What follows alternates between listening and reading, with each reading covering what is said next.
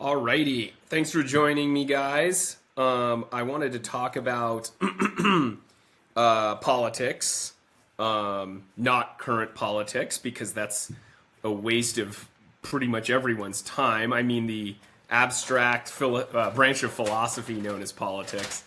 Uh, and my specific thing I wanted to talk about was the foundation of politics and how we may disagree. I want to focus. I don't want to get into the details of the normal disagreements that an objectivist and an anarchist might have. Although Mon and I have talked about these things a few times, and as Mon has maybe told you, Zulu, Mon has definitely made moves towards has definitely pushed the needle for me. Like and no one ever has.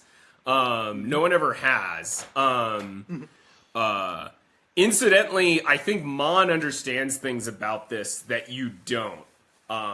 And that's what allowed him to push the needle on this. That's my suspicion, but we'll see. So let's see. So, but I wanted to explore the foundation, and so I already kind of mentioned this in the Discord. Let's see. So the place I would start is, I want to get clear, Zulu, on what you take to be the foundation of your politics. And correct me if that's not the foundation. Maybe you describe the foundation of law, but I'll give you what I understand so far. So you take the foundation of politics to be, you take the foundation of politics to be how we, the answer to the question, how do we as human beings deal with the problem of scarcity, the fact that some goods are scarce? Am I right in thinking that's the foundational question that leads to everything else in politics? I would definitely frame it differently. I would, just to clarify, I wouldn't call that politics. Okay. I think that there is this thing which people have been claiming as a branch of philosophy called politics. And I'm fine enough for that to be the definition of that branch, for that to be the question that's being answered there, which I think is a collectivist question, to be clear. That's why I don't think it's a proper branch of philosophy. I don't think politics is a legitimate branch of philosophy, which is one of the reasons why I still claim to be a legitimate objectivist, even though I disagree. I think I was talking to Leibowitz about this. It's like, well, how can you claim to be an objectivist if you reject like at least 1/5 of objectivism? Well, it's like, well, that's actually not part of objectivism because it's not part of philosophy. So it might have any kind of wacky opinions there, and it doesn't really matter to me. So I would say that the correct question isn't, how do you organize a society, or how should, society be organized, anything like that. I think that's taking society, which is an abstraction, as being like some sort of concrete.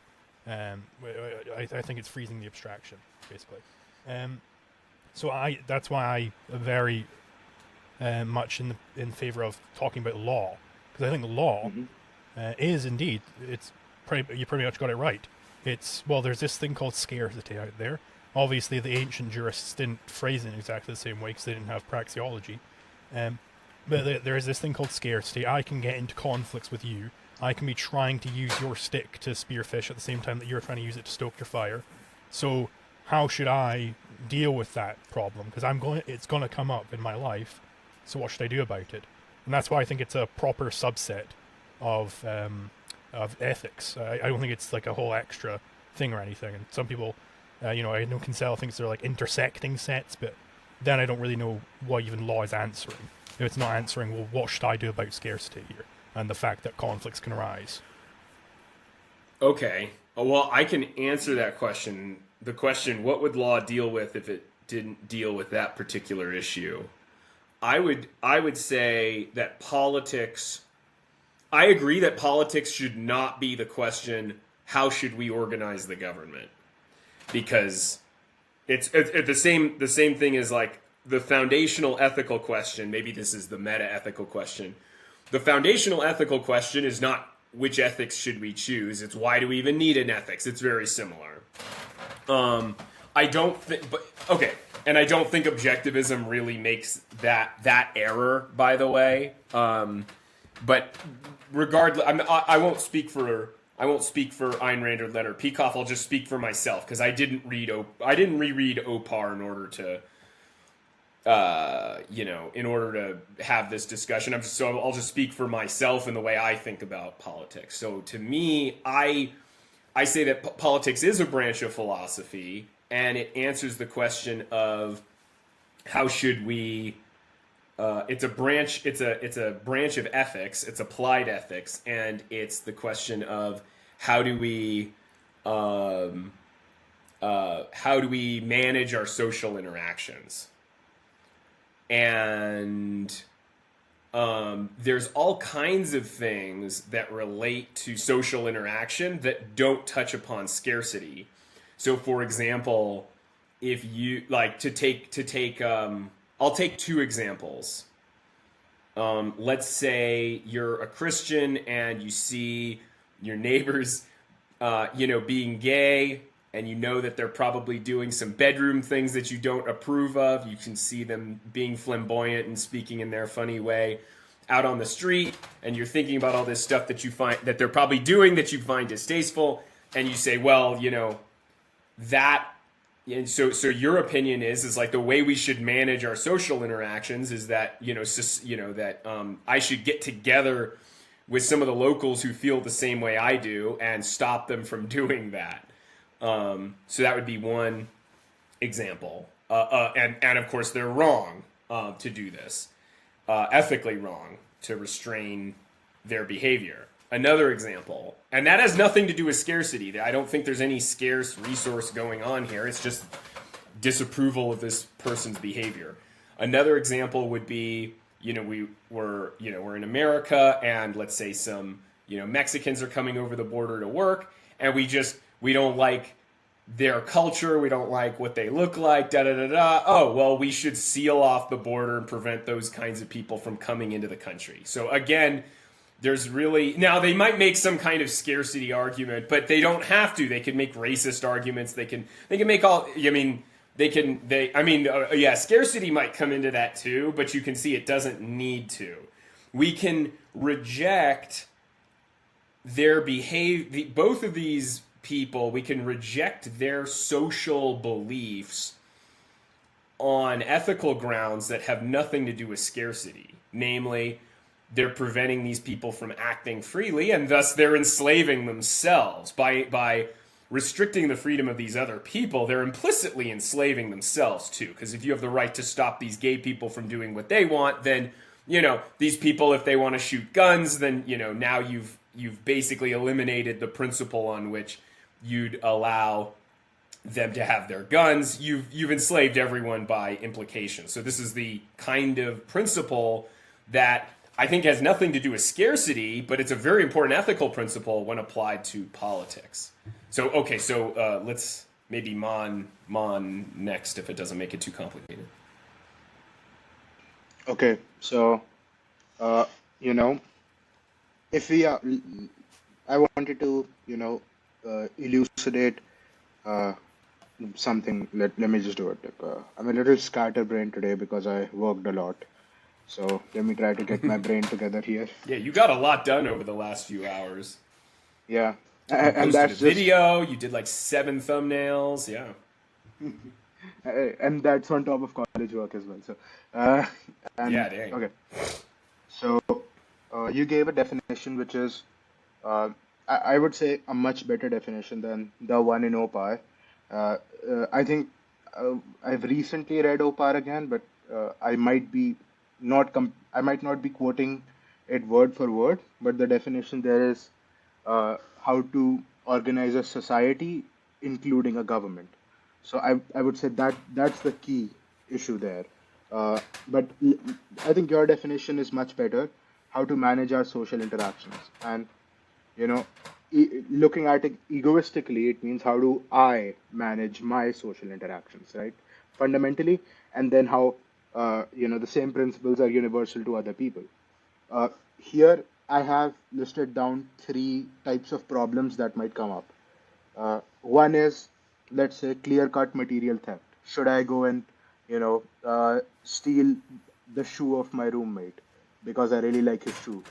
And that is a problem in which, let's say, clear-cut, we can see the problem is scarcity, right? Like only one of us can have that shoe, right?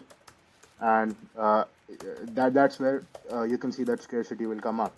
Then there is the completely other side of the equation in which, you know, should I be rude to the cashier at the local shop? I would say there is no, let's say, physical interaction there. It's just verbal. Like, sure, sound is physical, but like, you know what I mean, right? Like, there is no violation of the physical boundary that is that person, right? And so I would say that's where scarcity would not apply in the essence of it. Like the main point there is not scarcity. The main point there, being rude to someone is not a violation of scarcity or so on and so forth. The gay couple example, I would say, it depends on what do the people who are despising the gay couple, what do they do? Do they all organize and say that, hey, now we are not going to talk to that gay couple. We're not going to, invite them to our parties. We're not going to, sell to them. We're not going to trade with them. If that's what they're doing, then scarcity is not involved.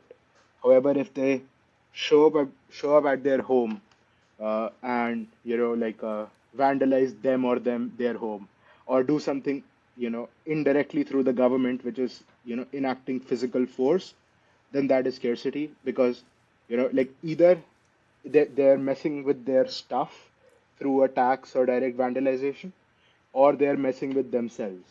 And, that would be like this, the human body is also scarce. That's where, physical violence comes in. Like physical violence is only possible because this body is scarce. Like because when someone punches me, their hand and my face cannot occupy the same physical space, right? Like there is that's where scarcity. Yeah, I can is see that like, scarcity is somehow involved. Yeah, I can. Yeah. I don't know if To it's sort of quite. expand on, Yeah.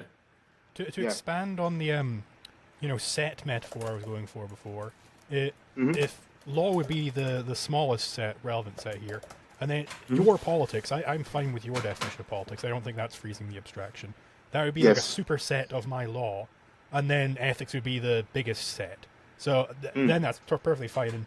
And there are definitely legitimate questions like, uh, does it matter? Should we reject these gay people?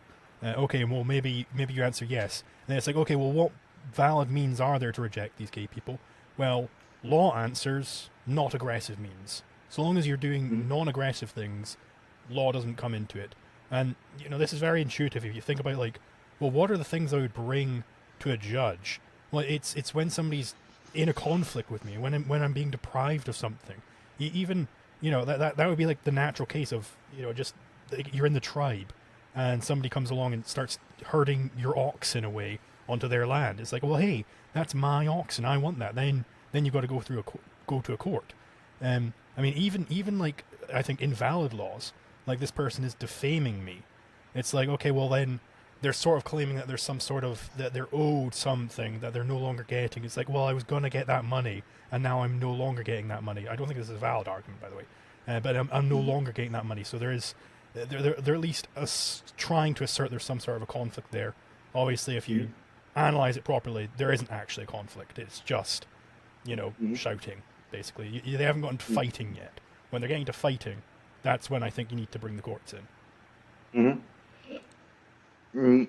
And what I would say about this is that, let's say the way James is defining politics, which is like completely fine by me, because once again, like this is, like broader, how do we socially interact?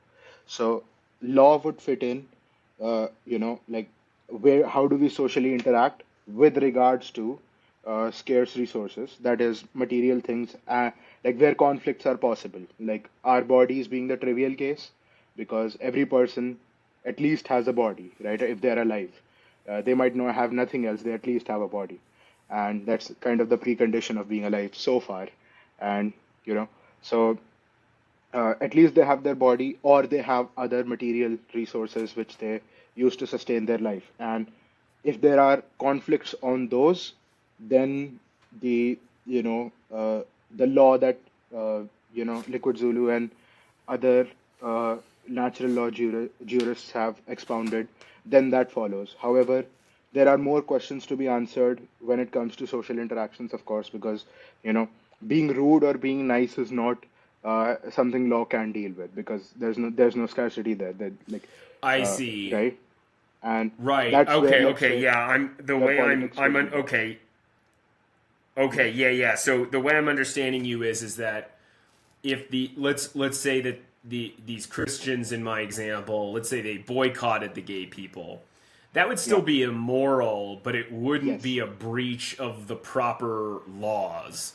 Yes. It would be perfectly legal under proper laws, but it would still be immoral and it would be socially immoral. Yes. So I see that. Okay, that makes sense. So I definitely agree with this dichotomy between social ethics and law. So Yeah. I suppose I accept that Law is part of subset. social ethics, right? Yes, It's like a right. I subset. accept law as a subset of social ethics. That isn't the whole thing. So, Yeah. right. So, and maybe that's what we should really call politics. And law, you define as, well, that's interesting because now I have to conceptualize what law is, because you're conceptualizing law as what a group of people do to deal with the problems that arise from scarcity of things. Yeah. I see. Fundamentally, what do I do? And then that's universalizable, right? Yeah. So- Let me think about that. Because there's social ethics more broadly is just how do we interact with a bunch of people, like interact with other people. And so, that's where, non-law things such as, tolerating other lifestyles, tolerating other aesthetics come in. Although I think you don't necessarily have to tolerate other aesthetics. Like if people come into your region and you boycott them because you think their cultural aesthetic is abhorrent, I actually don't necessarily disagree with that. That may not because now you're not allowed to use force against them. But if you just say, look, like they're coming in with their rap music and all this, stuff that's really genuinely aesthetically inferior, maybe, then I think you have a real argument against that. Again, and you have a real argument that you can use non-force means to discourage them. What were you saying, Zulu? Yeah, there's actually a website for this now called Peace and Quiet. I can't remember the extension. It's basically like it maps out. They've done the US and the UK so far, where it maps out areas with they've got collected all this public data on certain cultures. I'll say that, and which people might find distasteful. Looking at like name registries and like religious affiliations, and you can turn on these different filters like, that's an area I want to stay away from, so I'm not going to move in there. I'm not going to do business there. So, and that's perfectly legitimate. Yeah, I mean, also some of this actually pertains to force. Like, I bought a condo a while back, and during the day, and one of the big things for me was that the condo had to be in a fairly quiet area. And during the day, I showed up and listened. I was thinking about buying the condo, and I showed up, and the sound was fine. There was road noise, but it was just kind of this, background hum. But what I didn't realize is at night that background hum is completely gone, and then every once in a while, some jackass with a special attachment on his car or motorcycle would drive by on the empty road and it would wake me up in the middle of the night. And so, because the background noise wasn't there anymore, and I didn't notice anyway. So this person was really committing, these jackasses were really committing force. Anyway, that's just me complaining. That's actually, okay. That's force. actually Like, I'd prefer that these people just come by and slap me in the face. Like, I say, hey, like, can you stop it with that sound and just slap me in the face instead? Like, that would be slightly preferable. you know that's actually a problem in natural law discourse, because let's say it's the I think it applies to sound as well, but it's the photon problem. Let's say if I'm firing just one photon at your house, well, that's clearly not an that's clearly not an initiation of force, because what will that do, right? But if I'm firing like a planet destroying laser beam at your house, then that's clearly force. So where is the line, right? Like that, so it's a continuum. Well, I mean, it's a I think continuum there's problem. clearly ways of dealing with this. But yeah, that's Yeah. a real question. Yeah. Okay. Even so, in sound, right? Like yeah. if the sound is so much that it deafens you, it's clearly force. But let's Yeah. say if someone just whispers near your house, that's not. So where do we Yeah. draw the line? So that's the kind of things that And as come an up as aside, well. like this is where homesteading theory comes in, because like you can imagine that if I want to make like a silent monastery and I found it in the woods, and then a nightclub opens up next door, like they have aggressed against me because I've homesteaded a certain low level of sound, like deliberately doing so. Whereas if it was the Yeah. other way around, if the nightclub was there first and they were blasting the music all night, then I come in, it's like, well, now I've got this monastery here, so you guys got to shut up. Like that would be illegitimate because they've homesteaded the Yeah. higher level of sound. Yeah. Mhm. Yeah. Right. And yeah. Man, I wish. also in I radio frequencies, like if let's say a radio channel routinely uses a radio frequency, then they have like that's their bandwidth now. Like they have a property right in that bandwidth because they were there first and they're now using it. And if you're now coming and interacting with it, well, you're disrupting their productive activities or even non-productive leisure activities, whatever they're doing with it. You're disrupting them. So it's the Lockean, John Locke first comer homestead principle that is way wider than just on land. That is also, let's say, in these things. I think I have some disagreements on that. I tend to agree with Locke in like literally what he said on these things. And I know that Zulu, I know you don't agree so much with Locke, with his idea of like making it part of your person. But let's avoid that for now, because it's a whole different subject. So like getting back to the foundation, so you're saying that law arises as a result of scarcity. So I'd have to ask myself, under my view, what does law arise? I think under my view, law arises as a result of the possibility of force.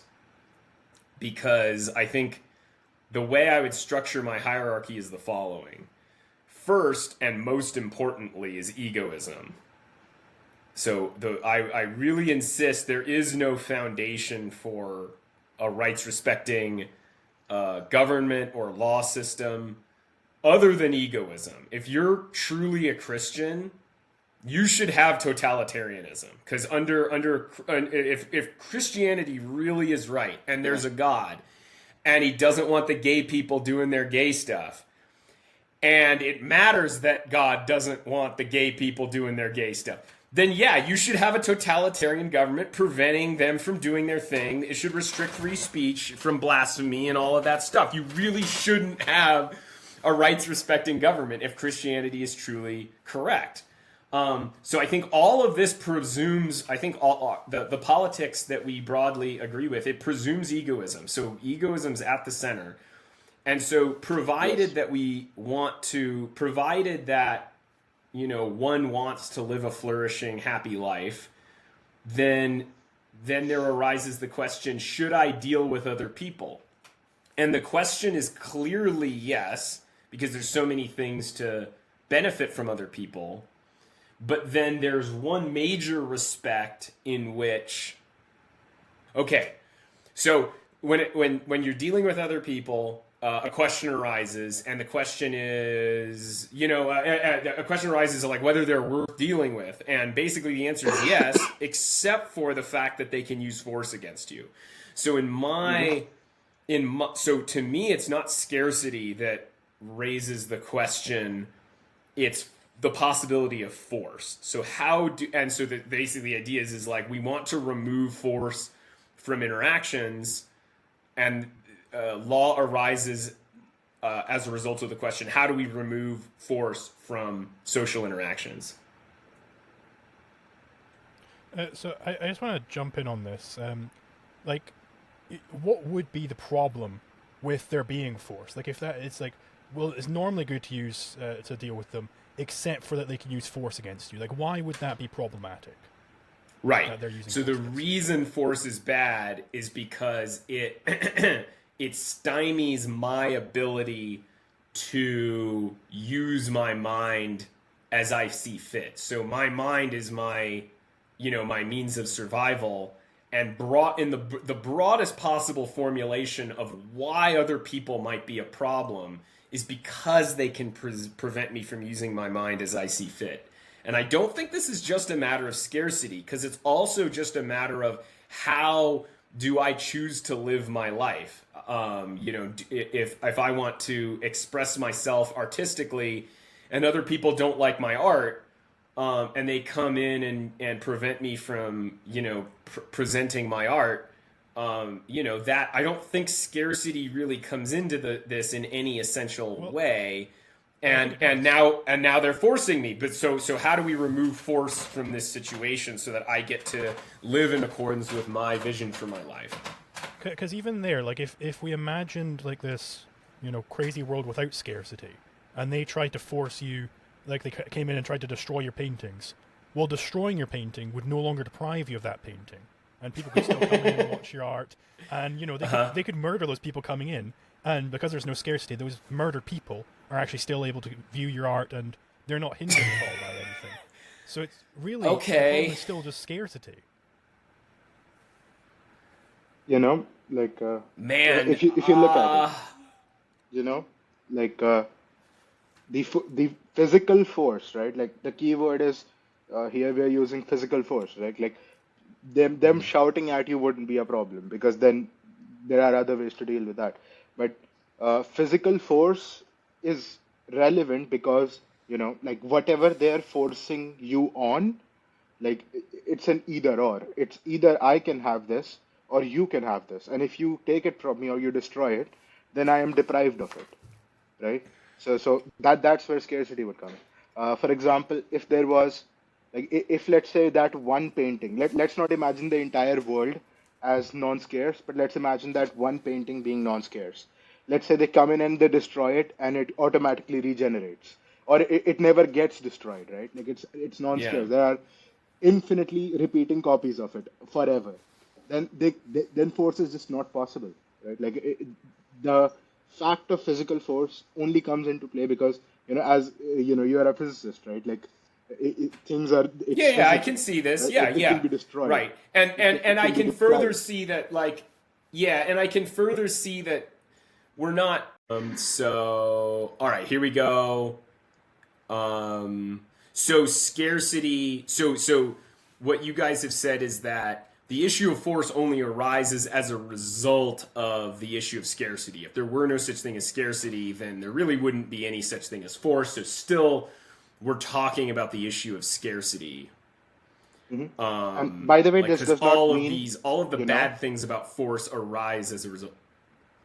yeah, this does not mean that ethics stops at law, right? Like, for example, uh, you know, uh, like the fact that should I be rude to someone or polite to someone, that's a true ethical principle, right? Even though that's not violating physical force, like there is an ethical solution to that, and that should be that's equally as important as the problem of law. It's just that that's a separate thing, and like wherever physical force is involved, then we are going into law because and why is physical force wrong? Well, because like I can be deprived of physical objects on which the force is being exerted, right? I can be deprived of all the goods and including my own body because that's also physical.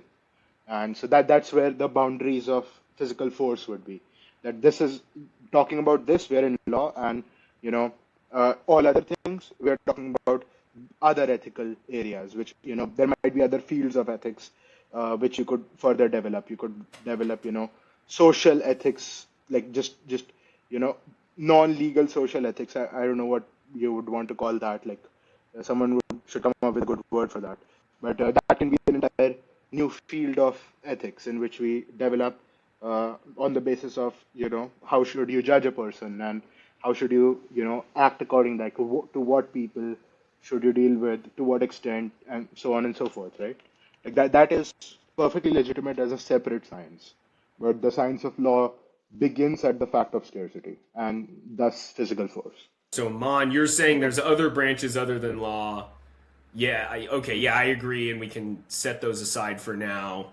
But it's Yeah. it's important to like delimit. Let me point something out. I'm going slow here, but I think it'll help. I want to point something out that I think we all agree on, but I want to make it explicit. I think we're all sort of implicitly approaching the subject this way, but I want to make it explicit so that we can all kind of in our own minds make sure that we are consistently adhering to this principle. And the principle is being inductive. Yes. And this might be a little surprising, like, how does induction come into this? It comes into it in the following way. When Rand said, the first question is not what ethics should we accept, but should we accept an ethics at all? Part of what makes that perspective, that approach so good is that it's inductive.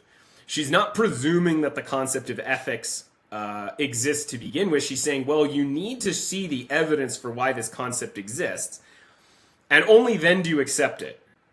And there's an additional bonus to thinking of it this way. Once you accept ethics only on the basis of the evidence, then you think of ethics only on the basis of the evidence. You don't accept any unchecked premises into your standards of what you allow into the system. And something I've noticed that all three of us are doing is like before we, we're clearly identifying the facts that we think give rise to the different branches. So that's really good. Like your guys are saying it's scarcity that gives rise to this. I'm saying it's the possibility of force, but what's a really good common denominator here epistemologically is you don't get to just say, oh, well, this, branch of study exists for some reason, and you don't talk about why. It's, it's this fact of reality. And, people, so I think that's really good. And, what's interesting is I'm not going to go down that path, actually. That's too much. So I just want to point that out because that's a tacit assumption we're all using. And I'm just bringing it up so that we can all kind of check that and always ask, like, are we really doing that right? If once you explicitly identify it, it helps to check it. Okay, so now I have to think, is force more fundamental here or is scarcity? And I guess I have to concede that if scarcity didn't exist, then force wouldn't exist. Scarcity is a fact that leads to force, because if there weren't scarcity, then force just wouldn't be possible. So that's interesting. Your hand would just pass through my face. Doesn't apply, because even if you're Crusoe on the island, nobody else around, there's no such thing as force for you within your context. You still have to deal with scarcity, and the economists can tell you all about this, right? You still have to, rank your wants. Like, if I'm going to do this, I can't do this other thing. So scarcity can be there without force, but force can't be there without scarcity. Yeah, it's the conditioning relationship only goes in one direction there, or I think that's what I'm now calling a constitutive relationship. But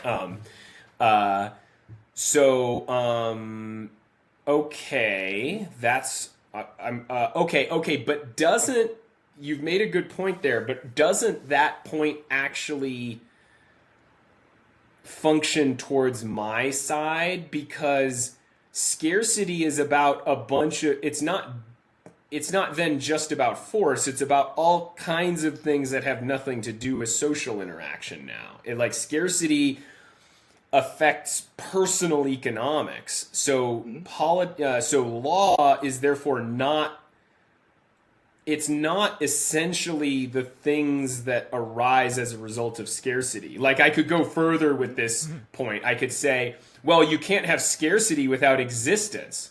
So really isn't law about dealing with existence? And that's clearly not what law is about. So law is narrower. It's specifically about force.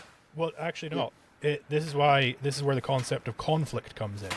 Like when I'm formulating law, I don't have my exact formulation up, but it's given the fact of scarcity, from this fact, this primordial fact, there is a possibility I can get into conflicts with people. So how do I deal with conflicts? And that's really what law studies, because you're completely correct that even personal economics, you got to deal with scarcity, but you don't have to deal with conflicts until there are other people around, and you could have, I'm trying to do one thing and you're trying to stop me, right? That's what law studies.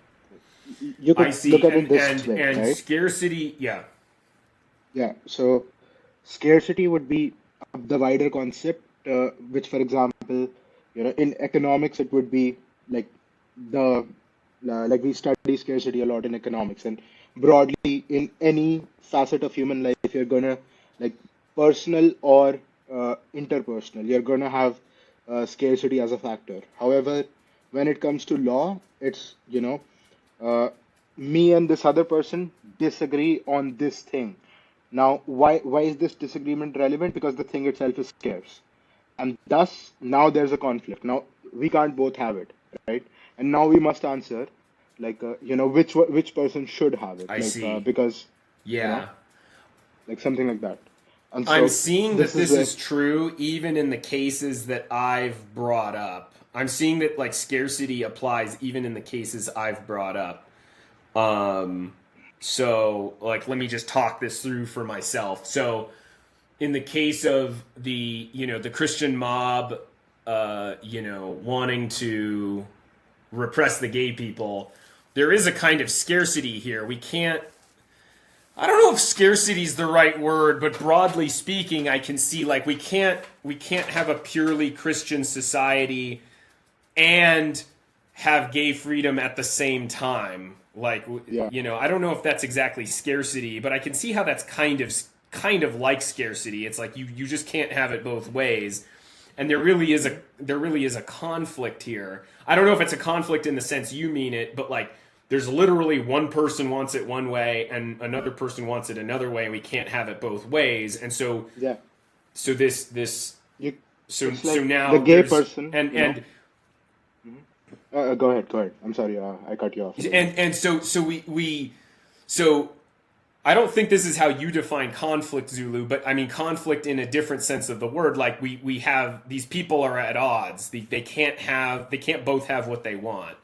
And I mean, broadly speaking, that's the kind of situation where we need law for. It's not, I suppose it isn't, maybe it's right to frame it that way instead of just focusing on the issue of force.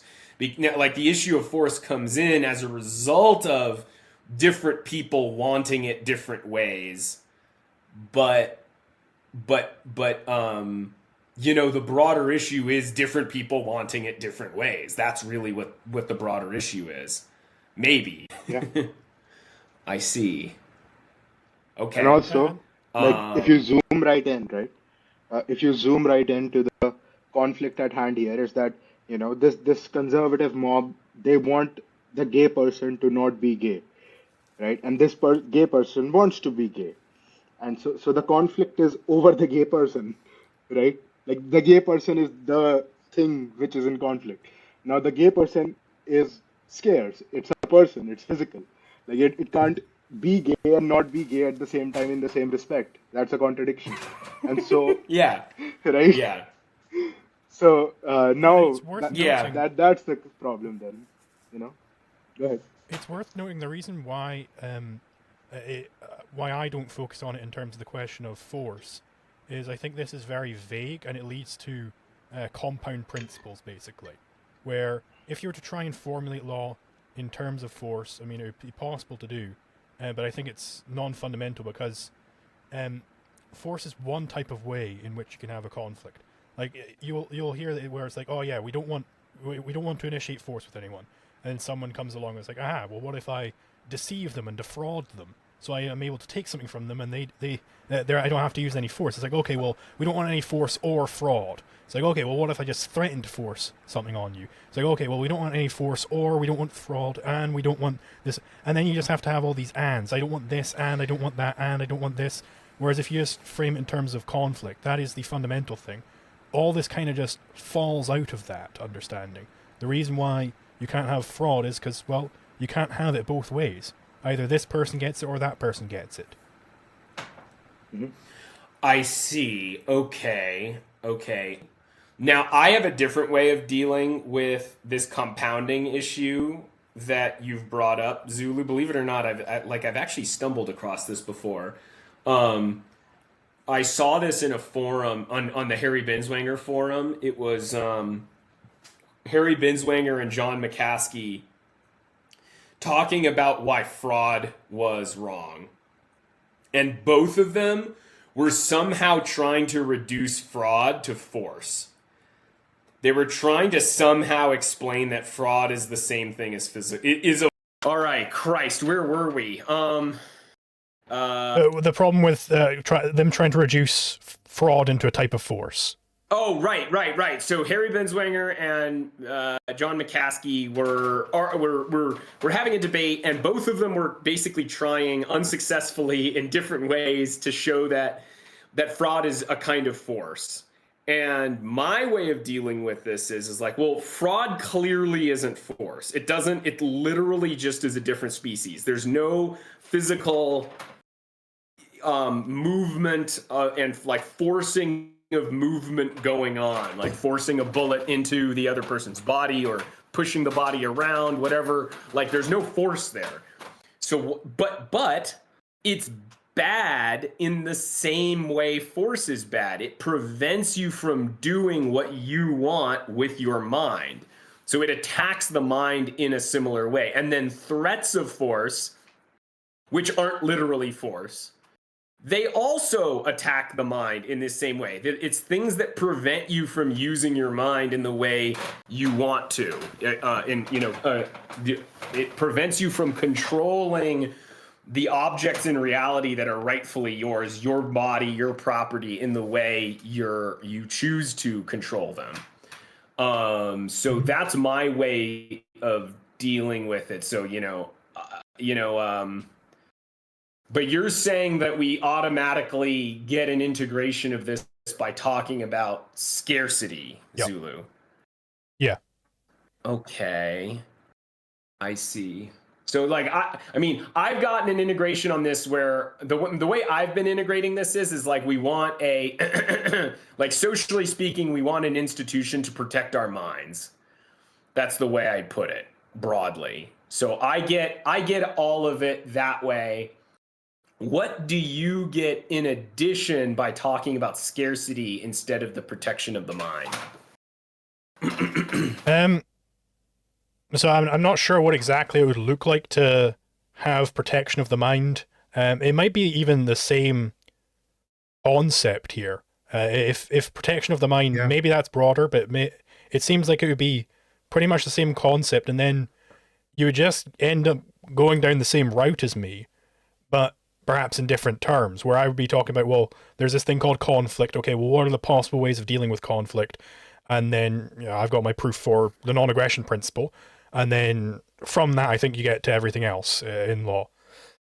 So I don't necessarily know if there's anything extra I get. There is something that I have been saying a lot, which is that, these are very, like, compared to all of philosophy, like the two schools let's say Zulu and I began in the Austrian school, and you began in the objectivist school, right? And we later came to the objectivist. And what I have noticed when studying objectivism is that, especially when it comes to social interactions, Like there are a lot of very similar, nearly same concepts, but different terminology. Let's say you're coming from, protection of the mind. You're coming from, let's say, a more epistemological base, whereas the Austrians, they were economists first and legal philosophers second. So they're coming from what they know best, which is scarcity of resources, right? And but there's a on like the conceptual base. So there is a terminological and a background difference, but a convergence. And so uh, There I may be think a on those convergence. terms. Yeah, I mean, I'm not coming at this epistemologically. Like, I'm not. I mean, No, obviously, this is like it's just protection of you're the coming mind. I'm from. just talking about protection. I mean, I could just as easily say like protection of the control you exert over your own life. Like, there's a lot of different ways to put this. I think the mind. I think Yeah, there's a certain. The reason the mind is brought up is because it's the organ, it's the primary organ of man's survival. So I think that's why, and like ultimately, why do we care about being able to and that's make the your own objectivist choices? point, Because right? that's yeah. Um. Yeah, and whereas Anyway, but yeah. I mean, Austrian. I'm disagreeing with like how you're framing it, but yeah, I think we might. I mean, ultimately, yeah, we might be, getting at the same thing with different terms. It's true. That might be what's going on. So what does scarcity get us? What is a foundation of scarcity? What does that earn us that the protection of the mind doesn't get I think I us? might have thought of one area where it makes you think a lot more clearly about law, and that is intellectual property. So, intellectual Mm. property, I regard that as a term as basically as propaganda. Like it was never introduced as like, oh, we got to protect this certain type of property right. It was just a government grant, like a government protection. Like if you think about it clearly, it's literally is a negative easement. It's saying that that other people aren't allowed to use their property in certain ways. They're not allowed to use their printing press to print certain books. They're not allowed to use their own parchment and everything in certain ways because I have this negative easement against them. Now, that itself doesn't say that it's invalid. It might be a valid negative easement, for instance. But if you think about the way that, Ayn Rand would normally talk about IP, is it's like it is this sort of protection of the mind. Well, I want to protect the creation of the mind as well. And that is an area where it gets just very fuzzy, where that's actually not what is literally going on. What is, because you can't literally have a property right in an abstraction, because an abstraction doesn't exist. And this is where it becomes a lot clearer when you talk about it in terms of conflict. Because it's like, okay, well, who's actually initiating the conflict here? You haven't initiated any conflicts when you just copy an idea, any idea. And we can go into that if you're down.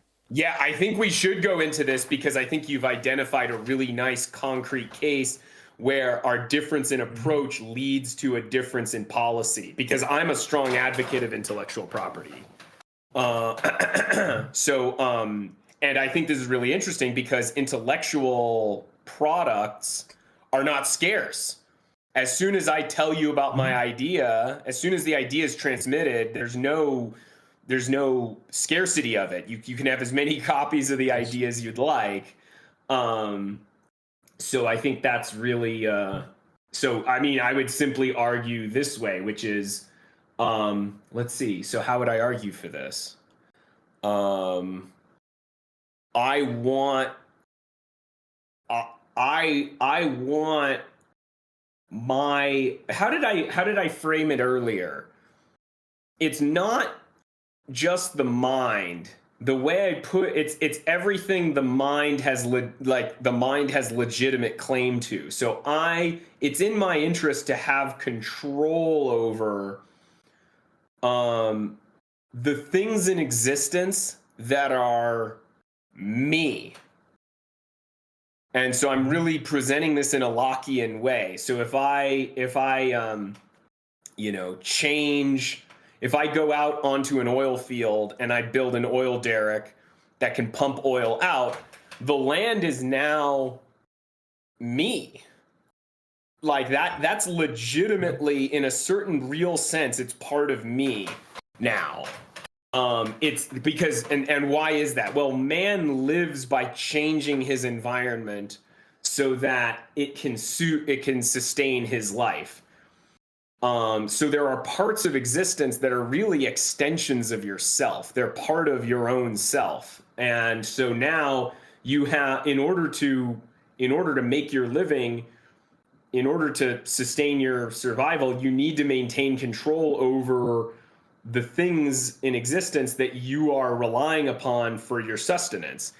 And one of those things is your intellectual property. So if I write a song, that song it's an abstraction. Yeah, it can be, the scarcity doesn't apply to it, but it really is mine. It's something I created. It's part of me. I'm making this as my means of survival. I'm entertaining other people.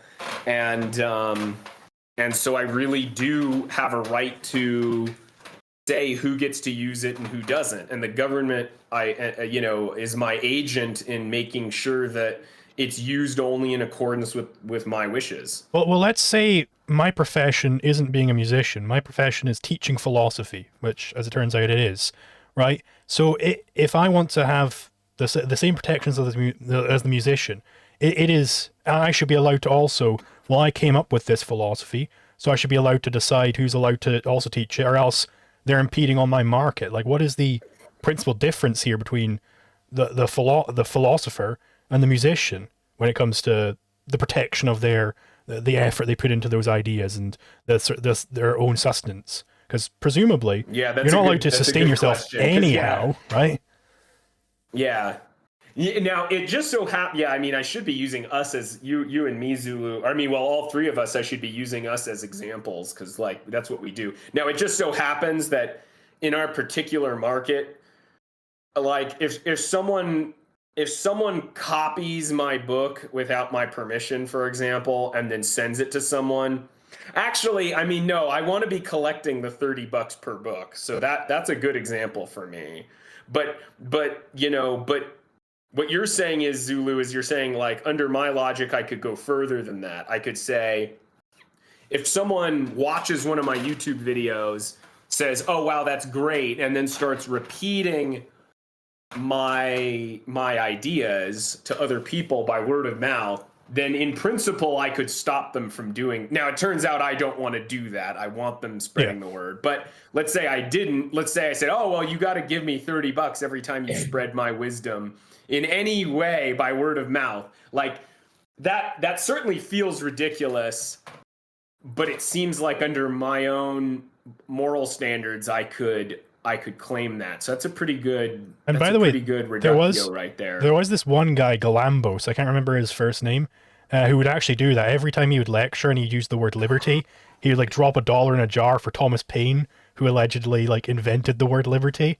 So, like, he really took it to, like, the extremes, and I think you end up with no production after that, because then you can't have discovery. Like, you can't, like, oh, Ugg over there discovered fire, and then you start making the fire and he's like, and he kills you with a spear. It's like, you can't take my property. Ugg's dead, and so is Thomas Paine, so we can keep using their even if you want to bite the bullet on this, like, well, if you died, I wouldn't be able to just move into your house. Like, somebody would inherit your house, right? That's a problem. Property, right? Someone would inherit my idea, right? Yeah. Right, and so, like, we must find that way, like, what's the principal difference here? Like, because IP doesn't inherit, but physical property does. So why can't I? Well, you could certainly make an argument that IP should inherit in the same way that physical property does. But then that problem comes in. And then let's take this to the extreme. I don't know if that's a problem. I want to show, like, the reductio case. Like, let's say we were able to prove all these things, that we were able to extend IP out to the most crazy extent, right? Where we were able to prove that, right? Well, then I think we end up contradicting the core where we got here, which is we want to flourish, right? And the reason why we contradict that is, let's really think this through. I come up with the idea to take a step forward. I'm the first guy to discover walking. So, okay, nobody else is allowed to walk. So they have to ask my permission first. So some guy's like, hey, can I use your idea? And I'm like, sure. Okay, he came up with the idea to ask permission. So now it's like, whoops, nobody else is allowed to ask permission until they ask him permission to ask permission. but they can't do that. Some guy discovered breathing This first, is an and so on. So we can't do this because there's a giant administrative problem here. But you could argue that this is just like we're blocked from administrating this process. But you might be able to argue that if we had an institution that could administrate this kind of process in an efficient way, then it would be worth it. So I used to have a friend who had a life ambition. Maybe he still has this ambition, I don't know. He had this life ambition that I found very interesting. He thought that intellectual property should extend to scientific discovery. That when you cite someone else's research paper, that you actually get a monetary cut. Now, when someone cites your research paper, you actually get a cut of that money, of money somehow. And you might be asking, well, where is that money coming from? Well, it comes from the researcher that cites you. Well, why the devil would that researcher have money? Well, the reason that researcher would have money is because any products that used his scientific principles that he discovered would be getting a cut of the money of that invention. And so if you could, and his goal, and so he saw this as a logistical challenge, not a challenge of principle. He basically said, in principle, you should be able to, be paid for your scientific discoveries. It just so happens that we have no idea how to administrate this. And so he had he had an ambition for figuring out how to solve this problem. He saw this as basically an economic problem to be solved, basically, like an engineering economic problem. And I mean, now we're getting pretty into some pretty I don't know if that's possible, but I'm bringing this up to say that it's not crazy to think that it is, and I think it does make the world a better place because now people are truly getting paid for their contributions. And when that happens, you're going to get more better contributions if you're able to somehow administrate this process, which admittedly it's difficult. And, would you be able to administrate it all the way down to, I came up with the idea of hitting a ball with a stick, and so now every time an MLB baseball game goes on the air, I'm paid for that. Like, I don't think you'd ever be able to administrate it down to that level. Then you've got original sin. The further you do, that's the thing. Original. If it's just an engineering problem, right? If we were to take it to my extreme, where I'm the first guy to discover opening my mouth, I'm the first guy to discover moving my hand, so on and so forth, right? If you took it to that level, then, and you're saying, well, it's just an engineering problem, maybe it would be better if we could figure all this out. But then you've got original sin, because then every single man, by virtue of being born, has to be immoral constantly, because he's constantly doing something which some guy before already did. And so everybody's always immoral. No, but then you'd have people constantly getting paid for the use of their earlier things. So if I did a yo-yo trick, for example, that I saw on the internet, well, I'm benefiting from that. And if we had some kind of automatic way of administering the payment of that, that payment, then I'm just simply paying that person. I'm not guilty of anything. I think the onus would be on the person who wants to collect for his contribution. The onus would not be on me to show that I am not committing a crime. Yeah, I mean, I'm talking about some kind. I mean, we're getting a little bit into fantasy land, because how on earth would you ever administrate, paying people for the yo-yo tricks they came up with? We have What's that? We have rocket ships these days. We don't know what's possible, right? Right. Maybe one day there's some kind of way of administrating this that doesn't invade people's privacy and all kinds of things. I mean, you often wonder, like, there's some of these I'll say, like, there's some yo-yo tricks out there that are just incredible tricks. And I just wonder, like, who came up with this? Like, who thought of this? It's utterly, I'll show you one, right? I mean, this is kind of random, but let's see, where'd my yo-yo? I think my yo-yo's in my car, so I can't show you. I won't show you, but it's incredible how they came up with this. And we have no idea who it was. I mean, you ask around, but no one has any idea who came up with it. So unless man disagrees, I think that could all work without the original sin point. But then there are other problems that you can run into, even if you had this incredible apparatus for administering everything. Like, what happens when two guys come up with the same idea simultaneously? Like, who owns the property? I mean, it's the first one to the patent office is how it works. Both of them get there at first part. At the same time, both of them slam their... I see. If they're literally, if you can't distinguish between the time they arrived, I mean, I guess you just flip a coin. I don't see this as a real problem. It's just understood, like, well... you really the creation of their mind isn't protected anymore if you're flipping a coin against them. No, but the thing is like, if you really can't determine who earned it, whoever gets to the patent office first, that's the person who earned it. And if you really can't determine who got there first, then I don't see any other fair way to do it. It's just you just acknowledge this is a limitation. We couldn't figure out who got there first, and so it's just a limitation. We're really trying to establish the principle here, though, which is like, regardless of administrative challenges, does someone have the right to? The point is, does someone have the right to control the use of an idea that they came up with? And I think. And I'm really gonna bite the bullet here and say, yeah, they do. It's part of their person. They came up with the idea. The point is, no matter which option you pick here, no matter how you decide it, gladiatorial combat, flipping a coin, however it is, no matter how you decide which one of these guys is going to have the intellectual property, you have violated the original principle, which was that we were supposed to protect intellectual property because we have to protect the mind. One of them is no longer getting that by fiat of the legal system. Right. The legal system itself. It's not even just like our administrative. It's no longer just an engineering problem, right? It's the theory of law itself is saying that one of these people no longer deserves law. No, they deserve it. They just unfortunately. Well, but we don't know. We don't know who deserves it. We don't know. We don't like it's. Because we can't tell who actually got to the patent office first.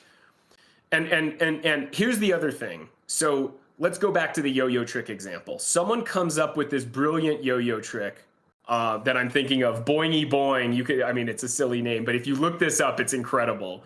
Boingy Boing. You could look it up and see what it looks like. They come up with this trick and they understand that in our current environment, he's not going to get credit. He's not going to get paid for his innovation. He's just going to have to accept this. Like, if everything were perfect, then he would be paid for his creation. But it isn't. We don't have a way of administrating it. And so we just have to accept that this kind of, you're just going to lose control over this thing that really should be legitimately yours, but we just don't have a way of doing it. It's just a limitation of what we can do nowadays. And the same is true for the ideas that, we as YouTubers are putting out into the world. And it's the same is true for a scientist who identifies a theory of whatever and really contributes, and it's really a product of his mind. And he just unfortunately, in the way things are, he just accepts, he's not really going to be paid commensurately in proportion to his contribution. That's just the limitations of our state of being right now. So I think that you can accept these injustices and still acknowledge that they're injustices, and the best you can do is just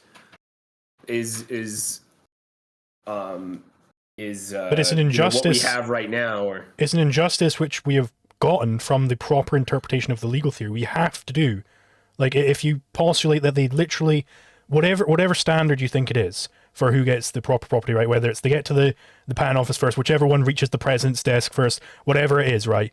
if you just postulate all of those are exactly the same, right? Because that's all just engineering, that's all just apparatus, doesn't really matter. The legal theory itself is telling us these two people, either both of them own that thing simultaneously, which I think is a contradiction, or one of them has to have injustice done to them. So says the legal system. So says the legal theory. The legal theory says legal theory no longer applies to someone. No, it applies. It's just the legal theory acknowledges human limitations of identifying who gets the benefit, who justly gets the benefit. It's not even a human limitation. Limitations to these like if we postulate that it literally is identical, that they both come up with the idea at the exact same time, right? Through whatever means, right? They're both on the other side of the planet and they both come up with it at the exact same time. The legal theory itself, on your legal theory, must say either they both own it, or one of them is no longer, or maybe neither of them own it, which would also be a problem. But either, no matter what, unless you're saying both of them own it, at least one of these people has to, so says the legal theory, has to have injustice done to them. They aren't getting their just desserts. They did do all this work, and their mind is no longer being protected, which means we're violating the previous principle we started with, which was that they have to have their minds protected, which is why I think IP, this is one reason why I think IP just could never be in a rational legal theory. But now, okay, but now you're basically just saying because this one person, this one hypothetical, first of all, I think it's a little extreme to talk about some case where we really can't figure out who came there first, or we're really confident they both came to the patent office at the exact same time. I think that's a little fanciful to begin with. And then we're further presuming there's no way to split the profits or something like that. One guy doesn't want to split profits. What's that? If even one guy doesn't want to split the profits, then it's his property. He's allowed to do what he wants with it, right? So he doesn't have to split the profits. Sure. Well, so I would just simply say that we acknowledge that this is a limitation of our ability to administrate justice. But it's not, we simply do the best we can. And notice what you're doing is if you agree with me in principle that these people have that people generally have the right to ideas that are truly a product of their efforts, if you're agreeing with me there, then you're basically proposing that the alternative to doing injustice to this one hypothetical person, you're offering as an alternative the idea that basically everyone have injustice done to them, that everyone simply not have their intellectual property. I want to be clear here. I'm not saying this is a limitation of just our application, our trying to approach the legal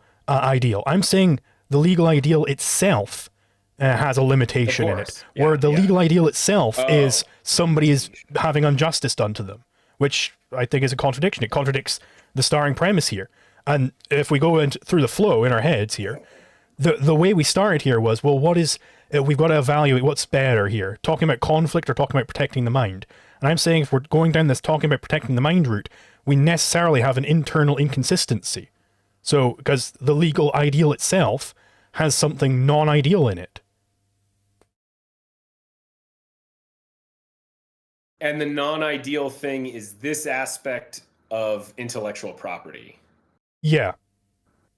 And this is at least one part. I would have to think through if there's more. At least one. I mean, it seems like a really minor, it really seems like a minor thing. Well, one contradiction, and the whole thing collapses. Yeah, but I mean but still it occurs to me as just a limitation of administration because like in all the fundamentals, what I'm saying still seems to hold in terms of the fundamentals. Like in order to live the best life I can, I want to maintain control over the things that are justly my own, and that includes the products of my mind. And so I want intellectual property to be enforced as best as we can administrate it. And and I acknowledge that there are limitations of administration involving, practical matters of like just how the hell are we going to, how are we going to give you credit for coming up with that yo-yo trick? How are we really going to give you a profit for coming up with that scientific principle? We don't know how to do that yet. We just don't know how to administrate it. And similarly, there's problems of administration of just, well, what do you do if two people show up at the patent office at the same time? We don't know what to do with that. But the case still remains that despite these imperfections, we can still, in the in many of these cases, give people the profits that are justly their own for the products of their own mind. And I want that to be done as much as possible, because I want the profits of my own mind to be respected. I'm sorry, the products of my own mind to be respected, whether physical or mental, to whatever extent we're able to do it. And that's however, whatever extent we can achieve it, the better off we are. Am I audible? Yeah. You jump in. I just wanted to finish my point. Yes. I'm sorry if I was interrupting. I just didn't know if I was audible. So I shut down my camera. Hopefully, I don't cut off a lot, because that was a great back and forth, but I was cutting off every fourth sentence, so I missed some of it. But I think I get the essence of it.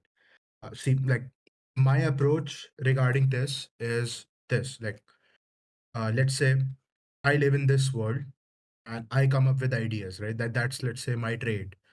I am the idea person, and I would say, let's say I come up with an engine, right? Like, I come up with a way of making an engine, and I put it out there that this is a way of making it, and let's say someone else using their own things recreates that engine. Now, that if that person has done so, let's say, without properly crediting me and without properly rewarding me, then they have done something immoral, but they have not done something illegal. Because what they have done, they've not, initiated any, violated my rights here, in terms of the, like, they've done what things that, the physical things that they legitimately own. So I actually propose the development of a separate field, which is the ethics thing I've been thinking about. That, okay, this is a separate ethical field in which how do we get our ideas, and how do we best reward ideas that we, this is equally as important but not part of law. And that's the thing. Property, like, when we say property rights, right? Like, property rights except IP are all negative rights, whereas IP is something like a positive right. Like, these two things are dissimilar. They should be separately studied, and there should be separate fields. Say my idea originates from me, and so I should be rewarded appropriately. Let's say whoever is making that engine, that person should, uh, properly credit me, and give me some appropriate, I don't know what the number should be, but some appropriate amount of, let's say, whatever they'll make, or like, may reward, like, whatever is appropriate in the situation, proportional to how much I have helped them. They should do that. And if they don't do that, then, let's say, other ways to, punish them for it, let's say through social ostracization, through, and if we have a rational society, that is huge weight, because then the majority of the society is ostracizing you. And so that's how I deal with it, because I do think, and of course there can be law involved in the protection of ideas. For example, let's say you have an idea and you want to tell me, but you're afraid that, I might go and babble in front of someone else. So you give me a contract, and in that contract say, if you babble this idea, I'm going to take your house. Your house is after that mine. Perfectly legitimate. So I would say there has to be a separate field outside of law, because law to me is, dealing with conflicts, right? So I would propose a separate field of study outside of law, which deals with the deals with the social interactions which are, and part of that is also ideas. So that's how I deal with it, because I do think it's wrong to not credit people and people who you have personally benefited from. But I don't think it's within the realm of law, because the person, he does own all of the parts that he used to make the. So but if he put those parts in a certain order, now he's committing a crime. So now he no longer owns it. So in he owns it in one sequence, he does no longer own it. It's a contradiction in that way. So he's still immoral with what he owns, which is that he is not properly Yeah. crediting the Yeah. So I mean, we to a very large extent, we already have ethical frameworks around this, around crediting people for their work. So like, it certainly exists in like scientific communities, and stuff. Yeah. You know, I mean, you know, for one example is that I realized that Mon, you and I came up with this. Well,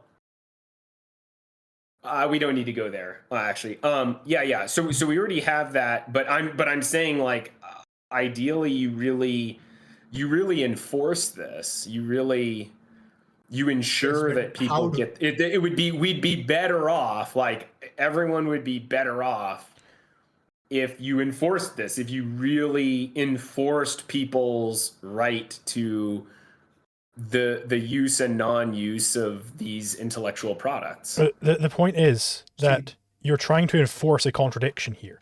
So it's not even about necessarily like, it's not even a logistical problem. Could we manage to, because obviously I don't think that you can enforce perfect law all the time. That's why I think it's important to study law. Right. But it's not even just a logistical problem of how do we figure this out.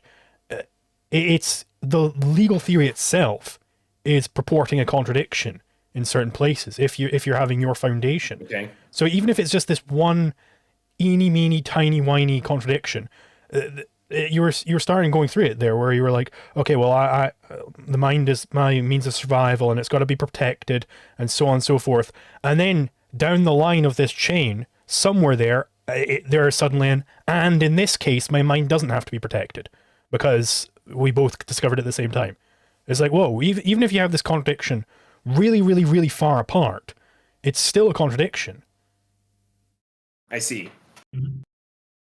So let's take the example of this, engine plagiarizer. So what he has done is he already owned all of the parts of the engine. Like, he owned the metal. He, like, he owned everything up till the point he created my engine, like the engine that I came up with. But he still owns all of the metal. Like, he still owns all of the part. But now the legal theory is saying that there is something in that engine that he doesn't own. Well, what doesn't he own? Like, does he not, that would be the form of the engine, the idea of the engine.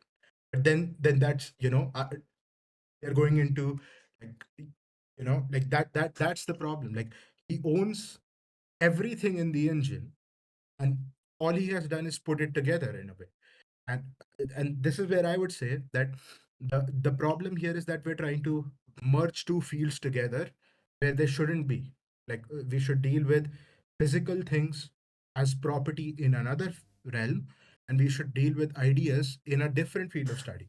And the way I would say these norms regarding ideas should be enforced, and they can be enforced by, in effect, contracting. Like, whenever you enter a university, you agree to these norms. Whenever you enter a workplace, you agree to these norms. Whenever you like, parents teach them to their children, and like, make it a social thing, make it a part of, like, fabric of the society, that hey, ideas are important, and you credit people, and give them their just reward, to the extent that you think, to the extent that is proper there. Of course, as a philosopher, I can't do the calculation. Like, I can't give you a formula of that, but to the extent that that's proper. And so I would say that is a field of study that should be separately developed, and the legal realm should be separately developed. So I would say that this person still owns the engine. What he has done is, however, he has plagiarized. He has ignored the fact that by not rewarding me properly, he's trying to live off of my work, but he's not rewarding me. That's the contradiction. The contradiction is not in our legal analysis. This is not a court issue. This is a social issue. This is look at this immoral person.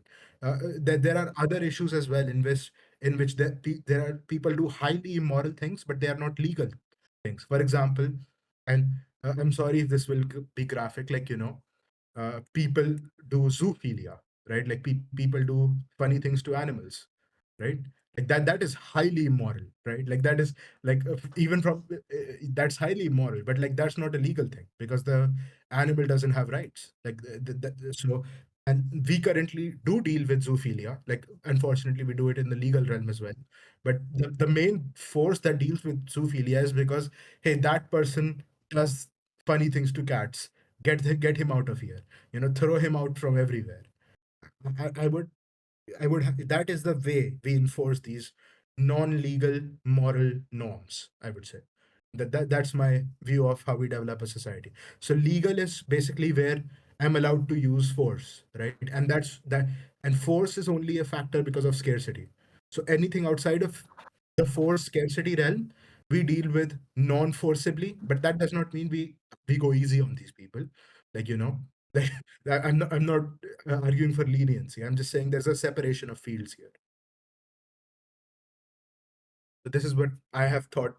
I've thought about this for a long time. So this is what I have so far. I mean, well, okay. A few things here. So first, if you accept my foundation, then intellectual property is still a matter of force, because we want people to have control over the parts of existence that are themselves, that are that person's. Like, I want control over the oil field that I produce. I want control over the ideas I produce. And it's in my interest. It's in everyone's interest for people to maintain that control over themselves and those parts of existence that are products of themselves. And that would include ideas. And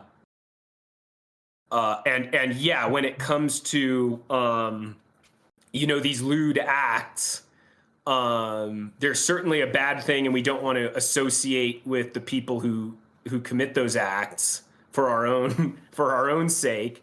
But Yeah. It doesn't have to do with protecting the products of our minds and of ourselves.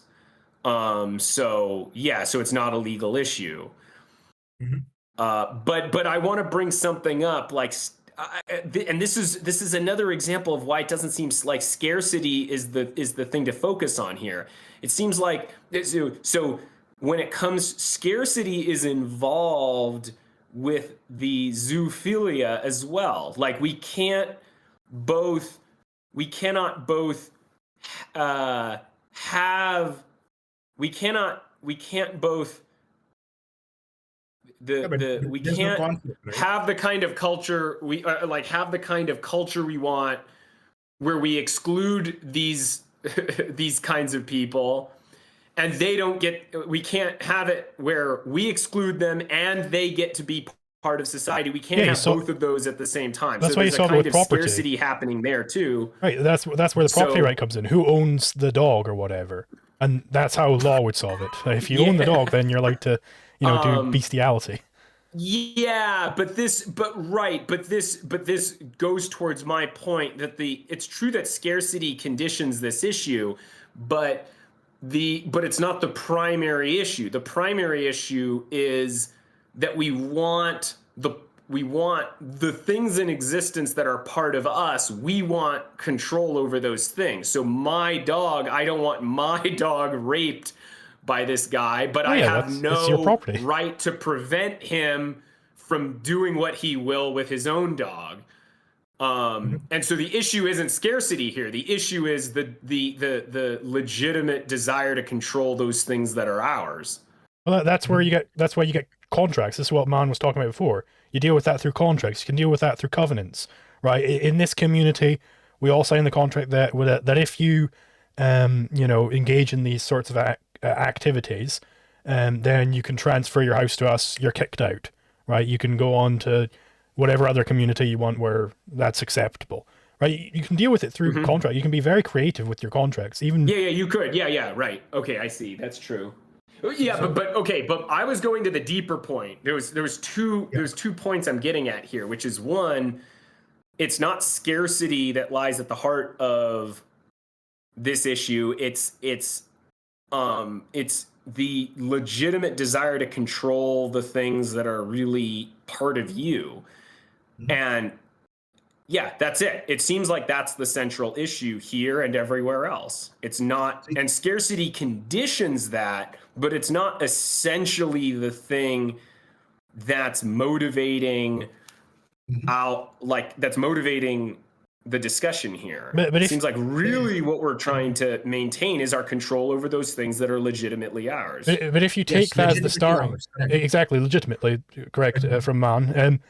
If you take that as a starting point and go down the route you went through, where you get to IP, that starting point, that premise that this is the correct starting point for legal discussion, ends up with a contradiction. So, but what doesn't end up with that contradiction? Our starting point, that it's actually the fact that I can get into conflicts, and that's a problem for me. If you take that starting point and figure out how to deal with it, then you don't end up with this contradiction. Okay, let me make sure I think I'm seeing it.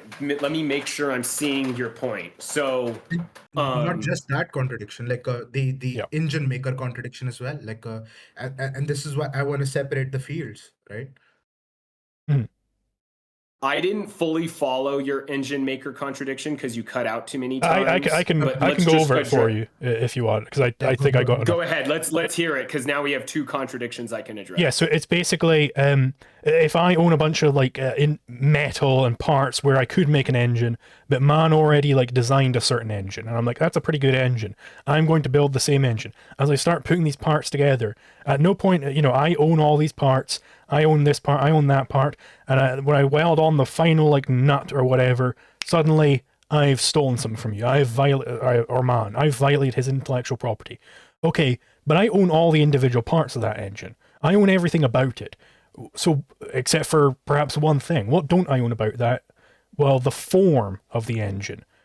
So there's this form of the engine which is imbibed within it, which I have taken from man or something like that.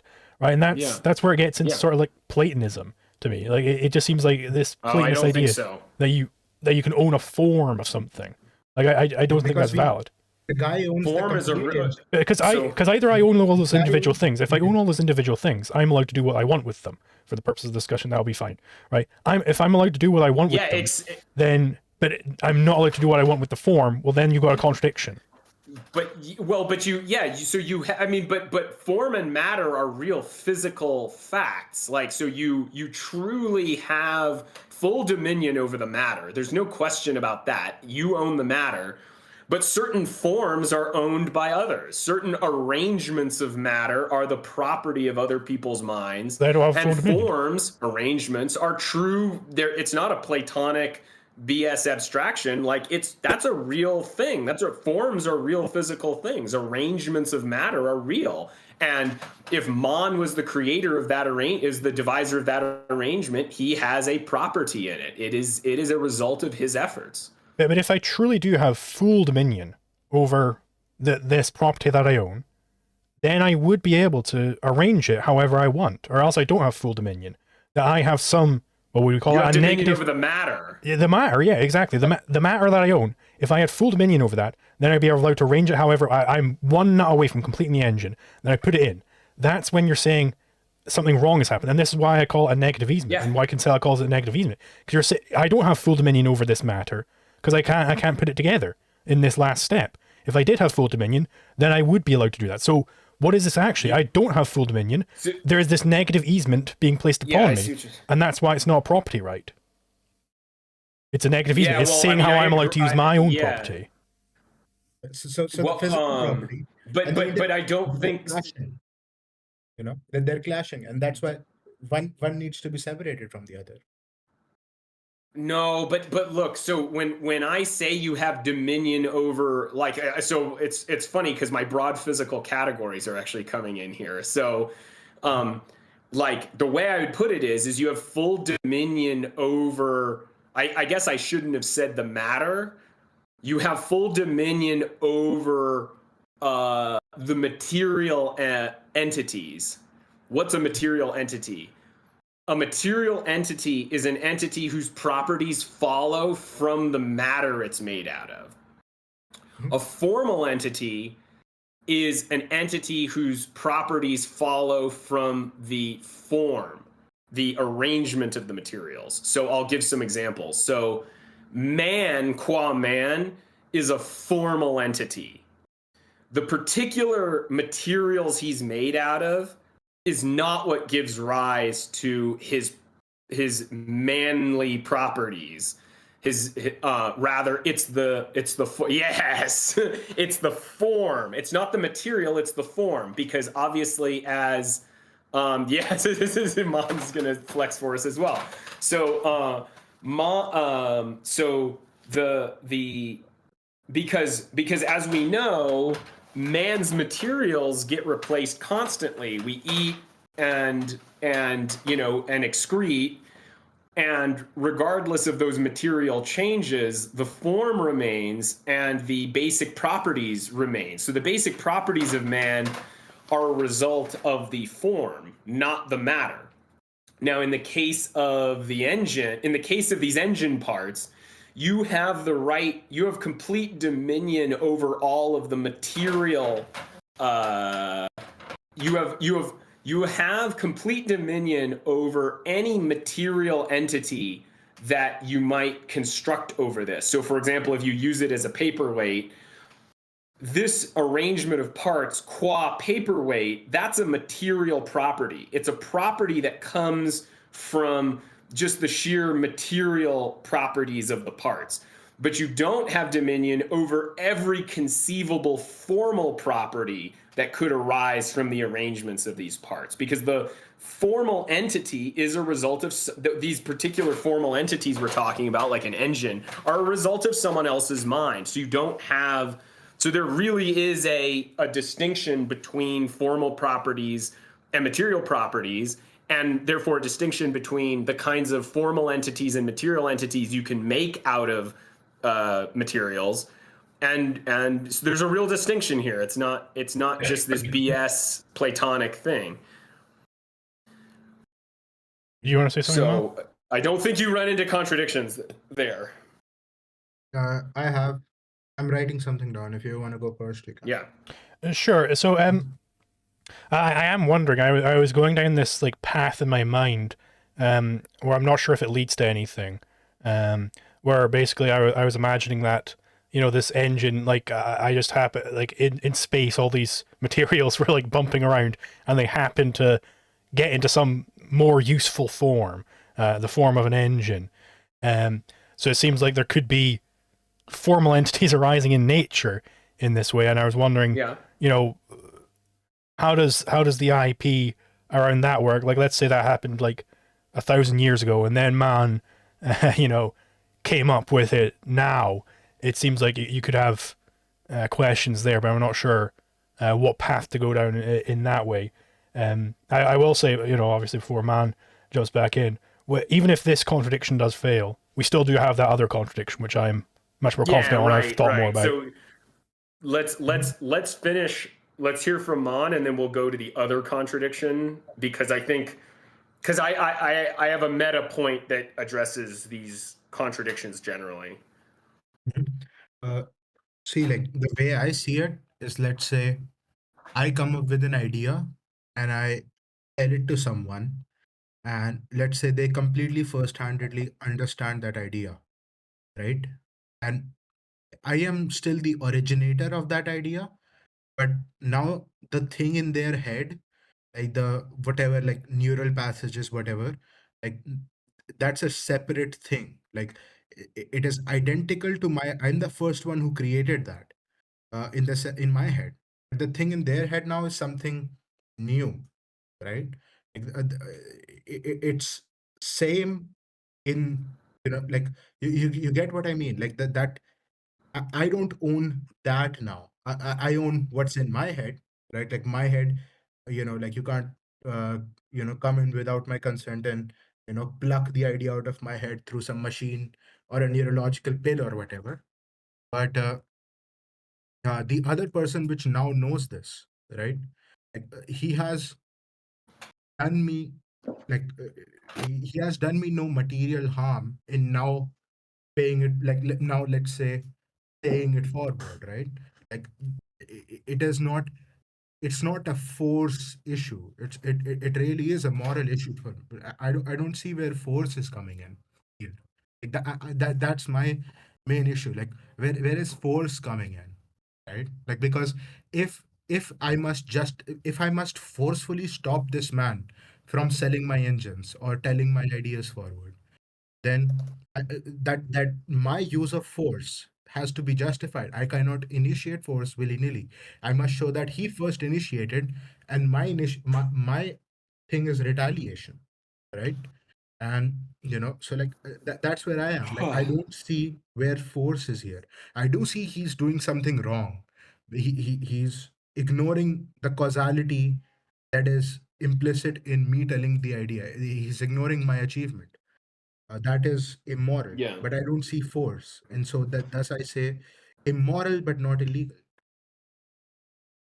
and so to be dealt with Um. that way, to be dealt with So socially. so yeah. Let me. So I think I can. There's 3 points I want to make, and I think they can all be made together now as responses to some things that you guys have said. First, I don't agree with the distinction between positive and negative rights. I don't think that's a good. I think that's a. I don't even know if it's a false dichotomy. I think it's just a really bad way of thinking about this. Um, I think all rights are positive for the same reason that I think all existence are positive, not negative. Negatives are simply an absence of some particular thing. So, like, negatives are not metaphysical primaries. Only positives exist. So any rights you want to ascribe to people are positive rights. Now, of course, I don't agree with, free college and all that BS, but I I think all rights are positive. You have a positive right to the products of yourself, of your mind, of your labor, etc. Like these things that are part of you, you have a positive right to that. Okay, I think this is important. Now, okay, now bringing in force. You've said that when you violate someone else's intellectual property, it's not force. It might be wrong in certain ways, but it's not force. Yeah, I agree. But remember, the thing that we're really trying to achieve is not an absence of force, but we want to achieve a control of the things that are really part of you. That's what we're trying to achieve, a positive. We're not trying to negate a negative. We're trying to achieve a positive. We're trying to give people control over those things that are part of them so that they can live their lives, so that they can sustain themselves. That's to make that sustenance possible. So that's the reason. And this is why I agree with this is why I think intellectual property rights are important. Now to address the contradiction that Zulu has pointed out. So Zulu, what you're saying is you're saying if we base everything on conflict, we don't get these kinds of contradictions. As far flung as they may be, there's still contradictions, is what you're saying. And that means something, right? Like, that's a problem. Contradictions really are a problem. Well, here's what I'll say. First, I don't think there's a contradiction there. But even if I agreed with you that these ultimately are contradictions, I still want to reorient us in a certain way. Our primary goal is not to avoid contradiction. Our primary goal is to secure these positive benefits. Notice how I'm trying to reorient this on all three of these points I'm trying to make. I'm not trying to negate a negative. I'm trying to achieve a positive. The positive is give people control over these things that are theirs so that they can sustain, so that they have full facility over the things that can sustain their lives. And one of those things that are really part of them is intellectual property. And I want to achieve that benefit. And any contradictions that you point out, which result in my attempts to achieve that benefit, okay, yeah, we got to sort those out so there aren't contradictions. But that is not essential in comparison to achieving the value to begin with, in giving people that positive value. So one thing which is kind of been slipping through up until now, which I really want to dig into, is this notion of let them have dominion over the things that are really part of them. You know, you're saying this oil well is... I keep coming back to that. Part of them, these ideas are part of them. I don't know what that means, what it means for, you know, some creation of yours to be part of you. Like, it's not like a new limb or anything. It seems to me it's a property that you created. It's not that it's not part of my body though. It's not attached to me or anything. Not part of your body. That's true. Like, so in what sense is it it's a part result of you? So man lives by his man's means of survival is his productive efforts. And when he engages in efforts, he produces things. So he can produce a material. So for example, he can, bring petroleum out of the earth, and now there's this material that was inaccessible before, and now it's here. Well, did he create the material? Not exactly. The material already existed. So does he have a right to it? Yes, because he brought it to a location where it's now usable. It wasn't doing anyone any good under the ground.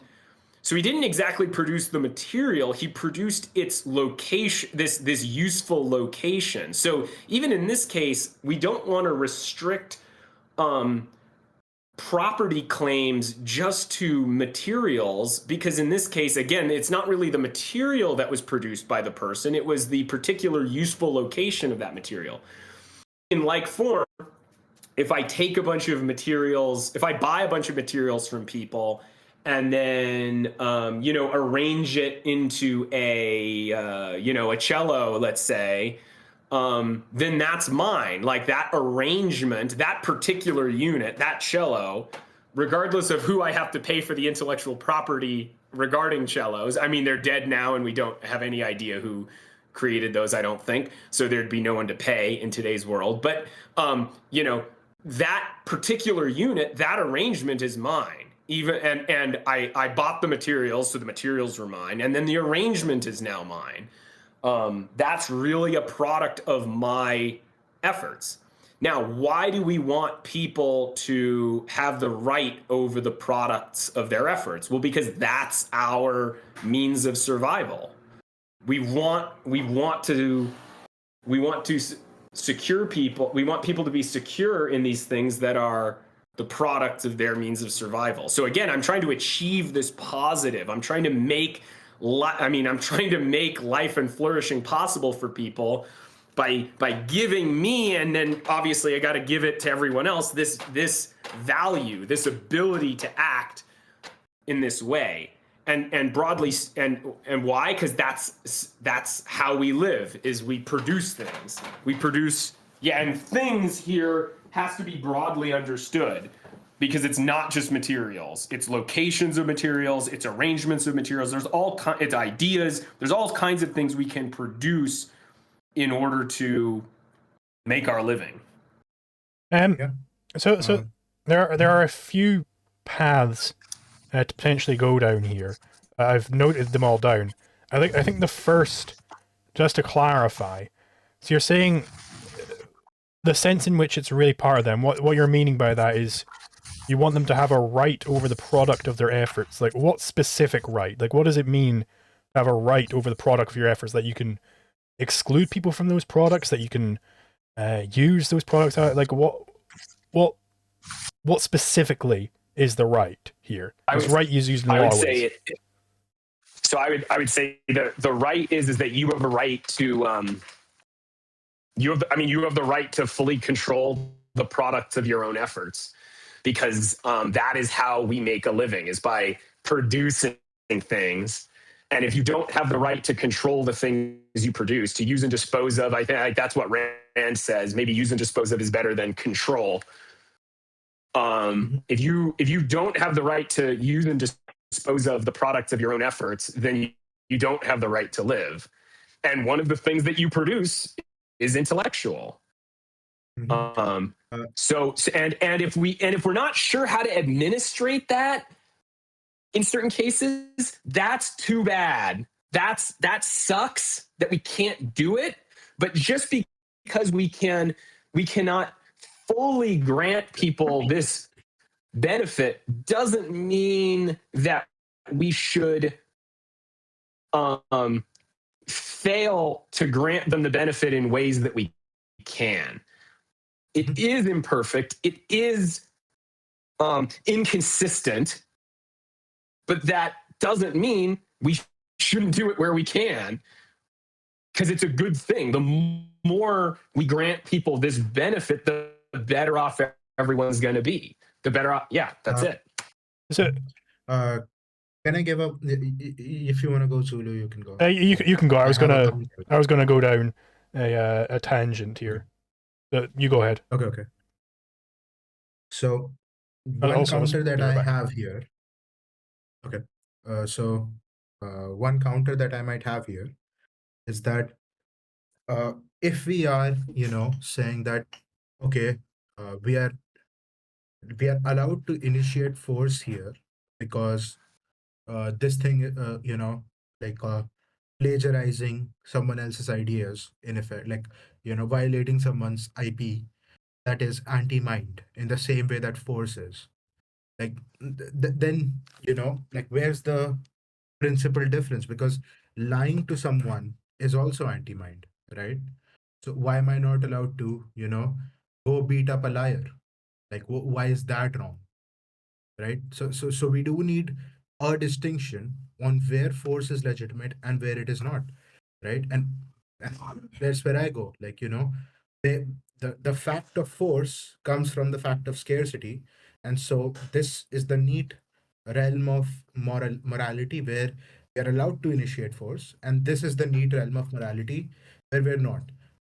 And once again, when I say not allowed to initiate force, we are not going easy on this person. We stop trading food with this person till they either move away or change their ways. Stuff like that. So you can get very creative with not initiating force and still getting people to behave in the right way. But the distinction needs to be there. What is the principal difference? When am I allowed to initiate force and when am I not? And I would say that's where the non-initiation of force, non-aggression principle kind of comes in. And that's where I would say that because there is like someone just using my intellectual property, that's not a direct aggression upon me, but that's an immorality upon me. So I would deal it here. I would deal it here in this side of the distinction. And and I would agree with your broader meta point that I want to live in a world where like the mind is our means of survival, and I want to live in a world which maximally respects that. But to me, it is also the ends and the means. We need both. Like, that's the end, and then there's the means. And I would say the proper method of doing so would be this. Like, the way this is where we initiate force, which is where scarcity is an issue, where conflicts are the issue, and this is where we deal peaceably, but we still correct morally, right? And that through like the separate, and we move towards the society using these means. But I think the end is the same. I do want to live in a society where the mind is respected. But yeah, I think the main issue that I would like to say here is, why should I not punch a liar, right? Because there needs, like, a line Okay, is at yeah, the end. yeah. And Well, so, the yeah. reason you shouldn't just punch a liar is, in principle, I think the same reason you shouldn't um, just go out and kill someone who you think killed your brother. You should go to the authorities so that the authorities can engage in an objective process of punishing that person, of proving that they indeed killed your brother, and showing everyone, oh yeah, when we used force against this person, it wasn't just willy-nilly. It wasn't just because we felt like he may have done something wrong. No, we proved it. We proved to everyone he really did kill your brother, man. And so now we're going to put him to death as part of a just punishment. So it's the same reason. Now, do we actually legally punish liars? Sometimes yes, sometimes no. In cases where specific damages can be proven, yeah, we generally do use force against liars. So we'll throw someone in jail for lying in such a way that, gains them money, for example. Now, what about, That's still let's the take an conflict example. framework. What's that? That's still the conflict framework. I'm talking about a lie. Simply, let's say your significant other lied about something to you, and that deeply hurt Yeah, I you. was going to get to that actually. Yeah, Yeah, yeah, yeah. so let's say you're in a marriage and then your spouse cheats on you. That really is a lie in a certain. You've gone back on an agreement there. We don't use force in these situations. Why? I'd have to think about it because, in principle, it seems like you could. Because, I mean, really, what you've done here is you've gone back on a contract. But I think what has happened is that people have decided not to interpret that contract in this particular way, where Mhm. certain damages, certain like straightforward kinds of legal actions can be levied against people who break the contract. For other contracts, yeah, you can be sued for not following through on a contract. But in the case of marriage contracts, it's not the case for some reason. And I would imagine this has to do with the way romances work. Like, you don't want a romance to be held together by a legal arrangement. You want it to be held together by actual sentiment and loyalty and judgment in the moment. And if someone really has checked out of a marriage, and then you don't want them staying, then neither party really benefits from them staying in the marriage just because they're tied to this freaking contract. We don't want it. So I think people have decided we don't want it that way. And so the contract, maybe this needs to be actually codified into the marriage contracts themselves. And I mean, I think it is. Marriage contracts don't include any kind of like recourse to, like, oh yeah, you get to sue this person if they have sex with someone else. No, you don't get to do that. That's not part of the contract. You could, I think in principle, you could enter into such a contract, but that's not the default contract that ends up being entered into. And I think Mhm. that makes sense. We can see why that makes sense. Now, what about other cases? So, for example, let's say I tell you, hey, I'm going to be at the movies at 7 p.m. Why don't you join me? You agree to be at the movies with someone at 7 p.m. and then they just don't show up. They agree to it. They don't show up. They really have harmed your mind. It's not force, but it's harmful to the mind in the same way force was. They've kind of robbed you of this time. You were planning on using it a certain way, and now you don't get to use it in the way that was promised to you. I think this is. I think so. It's like, so in principle, could you now retaliate against them. Yeah, I think in principle you can retaliate, but I think there needs to be like a legal retaliation. You need to, it needs to, you don't get to just show up to their house and sock them in the face, because that's vigilantism. We don't know, like, people generally can't understand why you did that, why you were justified in doing that. Instead, you'd have to go through the courts. Now, why don't we go through the courts for this? Because it's too small. It's just not practical to administrate against these kinds of injustices. They're injustices. There's a kind of way which, in principle, could you bring the force of law against such infractions? Yes, you could, but it just, we don't have the means to administrate every little thing. It's similar, like if we're walking and someone steps on your nice white tennis shoes and now they're marked up. Oh, they messed up my tennis shoes.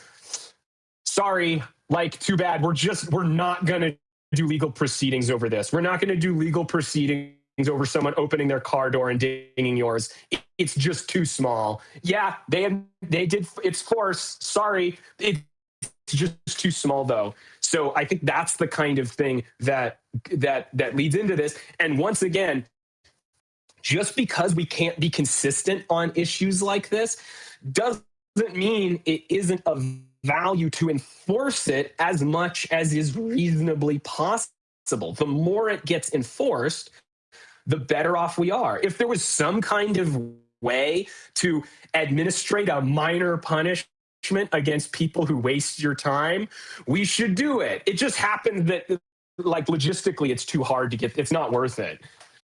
Mhm. But see, now the problem that I would have with this is, like, we have, like, the fundamental point, right? That force and value are opposites that Rand makes. I do agree with that. And we do need, like, far more than the issue of intellectual property. We do need, hey, physical force has been, in effect, like, aggression has been, deemed wrong. But here we are re-inviting physical force in, you know, areas where the immorality is non-physical in nature. And so I would say that would have far worse consequences than anything else, because, uh, like, that's one issue that I have with this, because that, you know, like, he lied to me, so he should be punched this much. Like, that's, like, that. But I think in principle there's nothing wrong with that, because, like, they really did attack your mind with the lie, and as long as you can, like, practically administrate these kinds of punishments, that seems reasonable to me. I mean, and again, we already do this. If someone lies and you know and ends up, like, if I say I'll give you a car for 50 grand, you give me the 50 grand, and then I don't give you a car, like, I've lied to you, and like, that's fundamentally the attack on the mind I levied, and there might be a physical punishment for this. Like, maybe I give you the 50 grand back and I'm publicly whipped. Like, Yeah, but there is that sounds like justice to special me. thing, right? But there's something special about force, right? Because, see, if a person is lying to me, then there's still a level of respect for my autonomy, right? Like, okay, this is a falsehood, but I am still here. Versus if someone is, let's say, punching me, right? That's a far more fundamental violation of me. And that's why I would say, and, in my ideal society, it's like the trader principle, right? Force with force, non-force with non-force. That doesn't, like, and, that's why I would separate morality and immorality and punishment and reward into these two things. Of course, there is no rewarding force. Force is always punishing, right? Like, a slap in the face is never something that makes you happy unless and until you have a very bad psychology. And and so, for those people, maybe they can have their own arrangements of rewarding force in the privacy of their own home. So to me, the Yeah. separation is very important, because, like, force it, that, like, hey, this is where we stop. It's like, uh, force is where, like we have crossed another boundary now, right? We're not just in the realm of, you know let's I say. don't think force is any worse than any of the other ways to attack the mind. I think they're all concomitant. They're all attacks against other people's minds. And that's why I think, I you mean, know, in principle, like a public whipping is a reasonable punishment, to the right degree. That's a reasonable punishment for fraud. see, like, let's say if someone lies to me, that emotionally Mhm. hurts me, but that's still, I could still, it's like, that's still on me. Like, my emotions are still on me, right? Like, versus if someone is forcing me, like, then it's no longer on me. Like, my thoughts, let's say, I want to eat ice cream and someone punches me whenever I want to eat ice cream, then they're directly violating something, versus someone who says that, hey, eating ice cream is a bad thing. Well, I can still argue against that. Like, I still have this. Like, I still have my mind. It is a different it's a different kind of, like, I am still coming up with this on the fly, so it might not be the most articulate way of saying this, but it's a different Uh-huh. kind of thing, you know like a physical It's not. It stoppage depends on of the what. mind.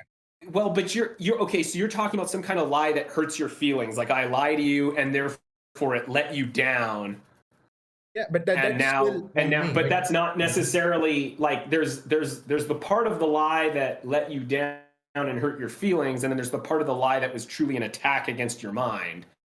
how So so? like if I How is it? if I lied to you and said that I would be, at the movies at 7, and that was, and I had no intention of following through on that plan, that may have hurt your feelings, but it's not the hurting of your feelings that's an attack on your mind. It's the fact that I've deprived you of your ability to use that time as you planned. You planned on seeing the movie with me, and I gave you reason to think we'd be able to do that, and I've taken that time away from you. I've deprived you of the ability to act in accordance with your own plans. So the legal recourse, if there were any here, which again I don't think there should be because it's too hard to prove these kinds of things. So administratively, we have a what's it called, like a limitation on how much we can actually administrate here.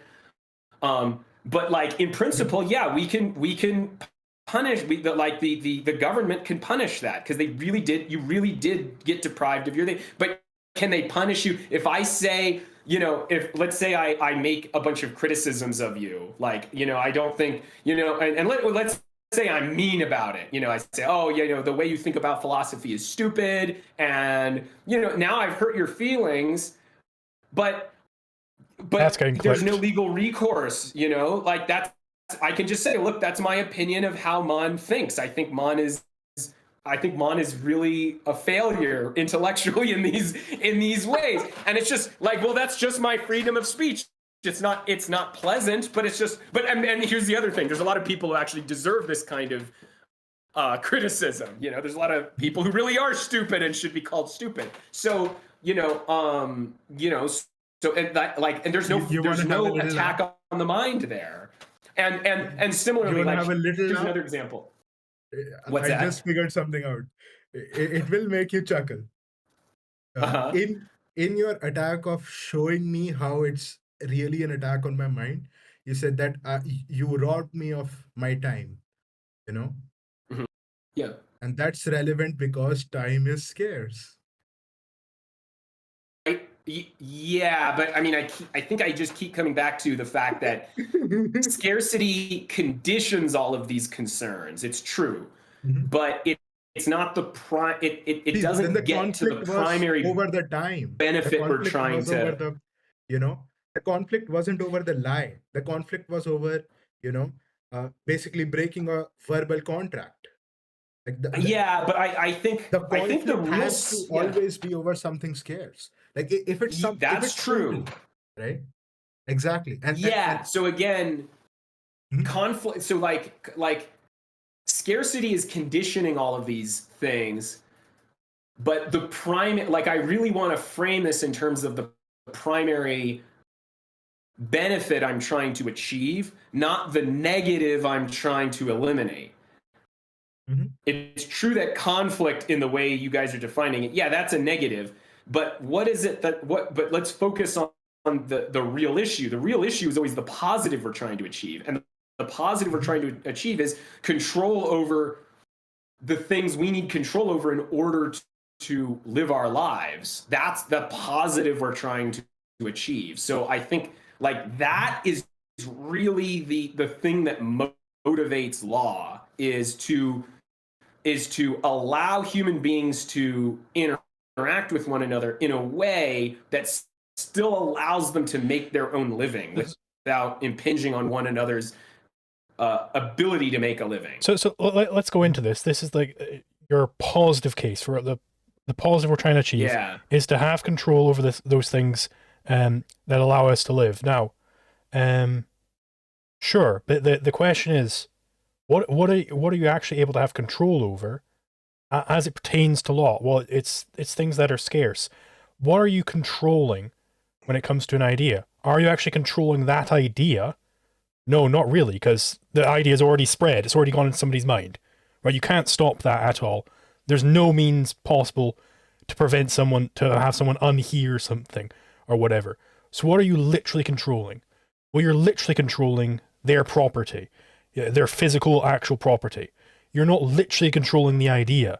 So I think it's just actually impossible to control an idea. It is impossible to control the idea because once someone's heard it, they now have the idea. But it's possible to control the application of that idea. And it's possible to control the application of that idea without controlling other things that are legitimately those other people. So let's say I have a empty book that I can write in, okay? I have legitimate claim to that material. I can use that material qua material as I see fit. I can use it for firewood. I can use it as a diary. But if I write out word for word every word of Atlas Shrugged into that book and then sell it to someone, I've now used someone else's idea.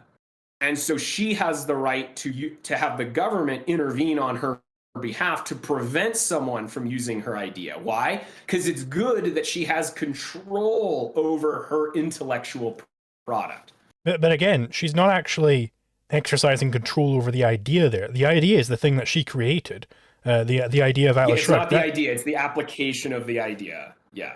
But that isn't specifically what she created. That's her. She created the idea and then she chose to apply it. She didn't create the application, the applying, the process of applying, right? She created the idea in her mind.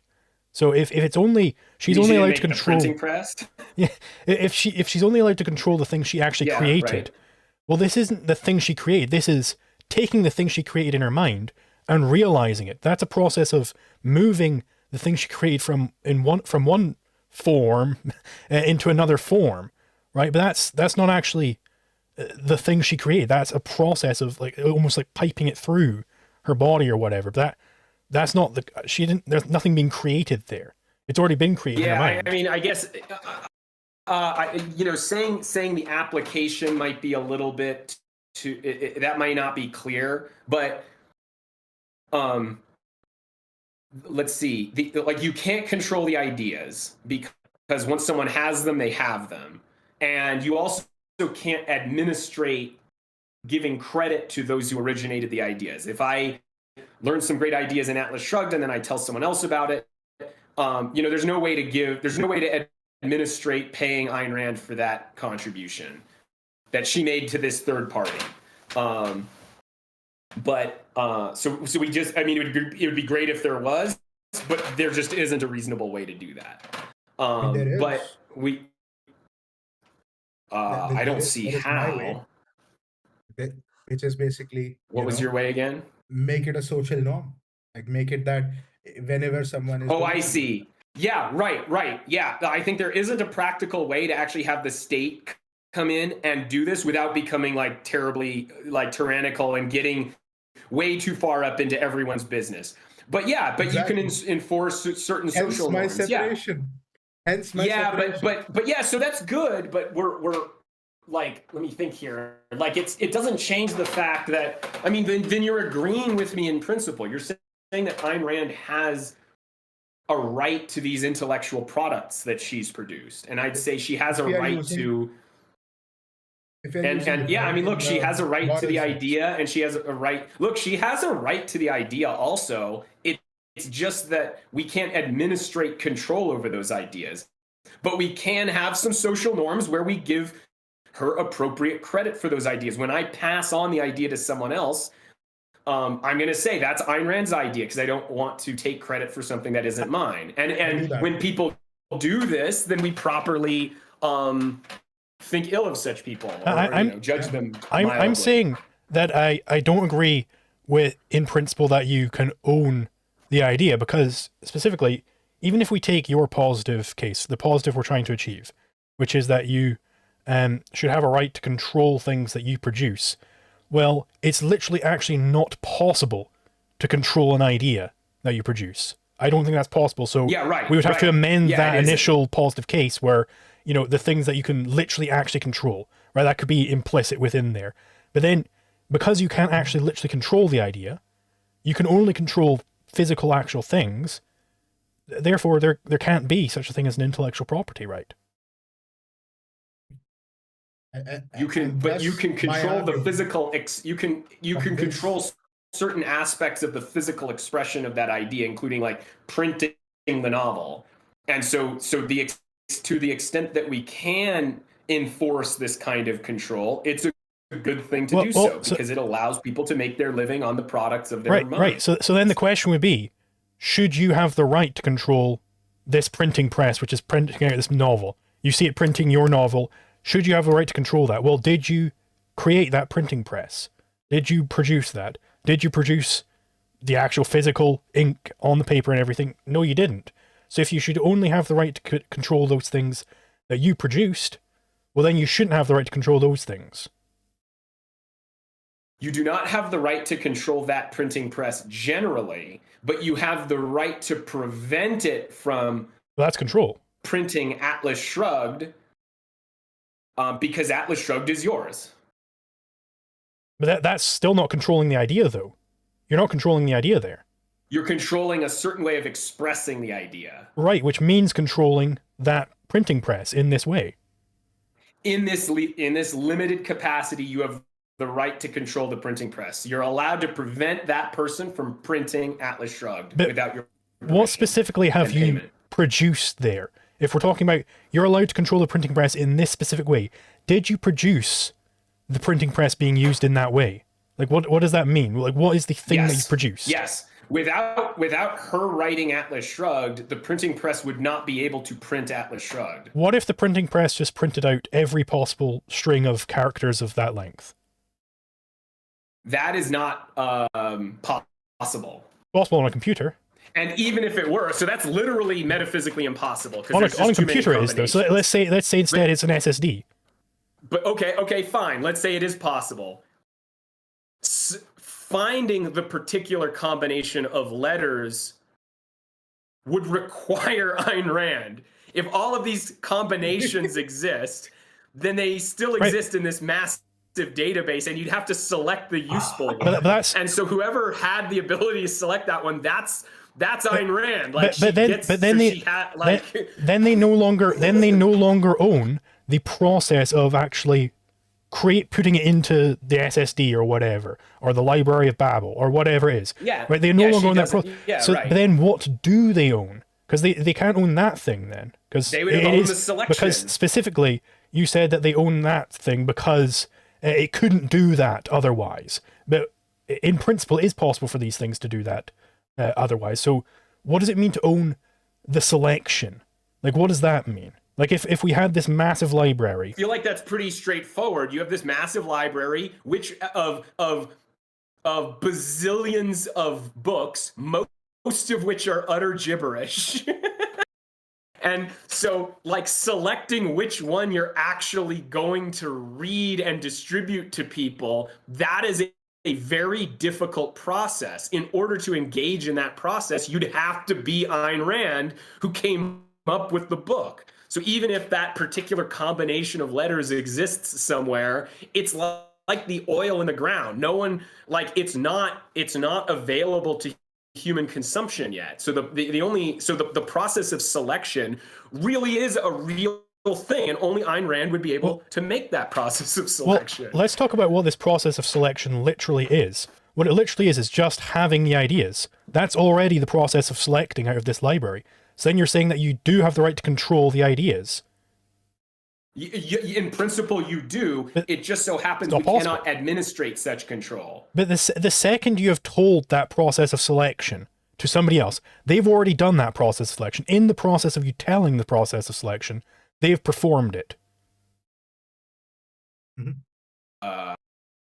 Yeah, that's a new idea, and then that someone else is. Okay, fine, but I'm saying you have the right over. I'm saying you have the right over the idea. Like if there's some way to administrate granting credit to Ayn Rand for just the ideas on their own, like say her theory of epistemology. Like if there was some way to pay her every time someone transferred that knowledge by word of mouth to a new person, I'd take it. It just so happens there's no way to administrate that. But, and if there was like Neuralink or something, you wouldn't want to administrate that, because then you'd be giving a government too much power over people's brains and stuff. It wouldn't be practical. So you wouldn't want to administrate it. But the extent to which we can administrate it without these kinds of hazards, the more you're able to do it, the better, because you're paying people for their products. So again, the starting point here was people should have the right to control those things that they produce, right? But it's and the reason why initially we were saying that you couldn't actually control the idea. The second I tell you an idea, you've already got it. So I literally can't control it. And this process of selection, this is where we're down to here. It's actually analogous to the idea in that I cannot control that process of selection, because the instant I tell you that process of selection, you've already performed it. You've already done that process of selection. Okay. See, it once again comes down to, I don't fully follow, but I would still back up. I would still back all the way up to this. The more we are able to grant people sovereignty over the products of their labors, the better. And so I want to do that. The end. Any kinds of weird roadblocks you can or inconsistencies that end up happening when trying to administrate that, like, okay, no, but those are problems to be solved, but it doesn't change the good that I've identified that we should strive towards. But how do we solve those problems? And this is what, once again, I come in with my whole thing here, is that the way we solve this problem is by, we can see that if we keep married to this idea that, we do it through the concept of property, then we keep running into problems. But if we do it through the social norms, then it's fine. Like it's great. It works. Like that's what I'm saying. It might work to some extent, but it's even better if it's enforced. No, we do enforce it, but for example, one way to enforce it is, let's say, in anarcho-capitalist legal theory, there's this concept of covenant communities, right? In which there are rules that you agree to when you join a civilized society, right? And that goes beyond just the normative law. And part of those rules can be this respect of idea rules, right? And if you violate those rules, or let's say you violated a certain amount, there is a clause within that, your house that you own within that society, where, that, let's say, Gulch that we are building here, our perfect place to live, the house that you own within that is now transferred back to someone else, let's say, someone who's a warden of that place, given to someone better, and you're kicked out. And you go and now you live with the savages over there, right, who are not civilized right now. Yeah. But I'm saying it's even better if the government does it. So it enforces this upon people who didn't agree to any kind of prior covenant. Like even if you haven't agreed to one of these covenants, like you're still not allowed to copy and paste Atlas Shrugged. Like if you start doing that, then the government comes and uses force against you in retaliation to stop you from controlling the thing that is Ayn Rand's to control. And that's better than these covenants. That's even better. The covenants are good, but enforcing it with the government is better. No, but I can give you a counter why this way would be better. Because see, Okay. What I would see is that let the books flow. And this is how actually Zulu runs his model, because I would say let the books flow, but part of every book, like everybody who reads that book, like leave a sentence at the end of the book if you know, if you like what you see, in effect, do the right thing and pay for it, right? And then you leave, let's say, an address box or a money point at which you pay. And because now the book's flowing, there is no cost to the books flowing. The books are flowing, like people are printing about, the books are flowing maximally, and yet like they're finding the best people on this world. Like, it's like a signal going out to all of the atlases of this world as fast as possible. For example, YouTube videos, they're free, right? Like they go out really fast, and then the money flows back in. And this is how, let's say, Patreon works, or how Zulu's course works, right? This is an incredibly successful, and I would say, if our point is egoism, then once again my system of social norms works better, right? Like you create a society in which it is understood that a person, let's say a person in a very poor country, uh, finds hold of my book. Let's say I write this book using this model, and they can only pay me $1, right? And let's say someone in a rich country can pay me 50, right? And now I'm getting 51. I'm getting both. But if I had enforced a limit of $30 per book, I am not getting anything from the poor country, and I'm getting just the rich country guy. And like you get what I'm saying here. So That's the interesting. But the way social I part of it, respond is my revenue will be great. But the way I'd respond is this. You're talking about a different business model, basically. Which is More of the concomitant with Patreon my business view. Right? Yeah, Which is it's more of concomitant with my view. the Patreon business model. But like the creator has the right to choose the Patreon business model or the more traditional business model or the third business model or whatever. The creator has the right to whatever she wants to choose, and you're violating her right if you copy her book without her permission. Now, maybe she has chosen a stupid business model. Maybe she should be putting Atlas Shrugged out based on the Patreon business model. Maybe it's a total screw up, but it's her right to screw that up. Why? Because we want people to be able to choose the business model that they choose, because that's how we make our living, is by making our own choices. And if you take that away from her, you take that away from everyone. Yeah, but I'm not taking it away from it. I am saying, but you are, because she now doesn't have the right to control the product of her mind. Because you're saying, oh well, you should just we're not going to use force against those who steal the idea, the novel. no, they would still be punished, but in the appropriate way. But socially, I think it'd be even better if the government comes in and uses force against. What specifically was I'm stolen? saying it's worse, right? Like, what specifically did they steal? Mm-hmm. They stole the novel. And the novel is not a physical object. The novel is a certain intellectual entity. That presupposes that it's possible to control the idea, though, which I don't think I've gotten a response to. How do you control the idea? Yeah. So yeah, right. So like to the full extent, you can't control it. right? And then like I said, if there was a way to control it without causing all kinds of other problems, it should be taken in order to give that benefit to the creator. But it can't.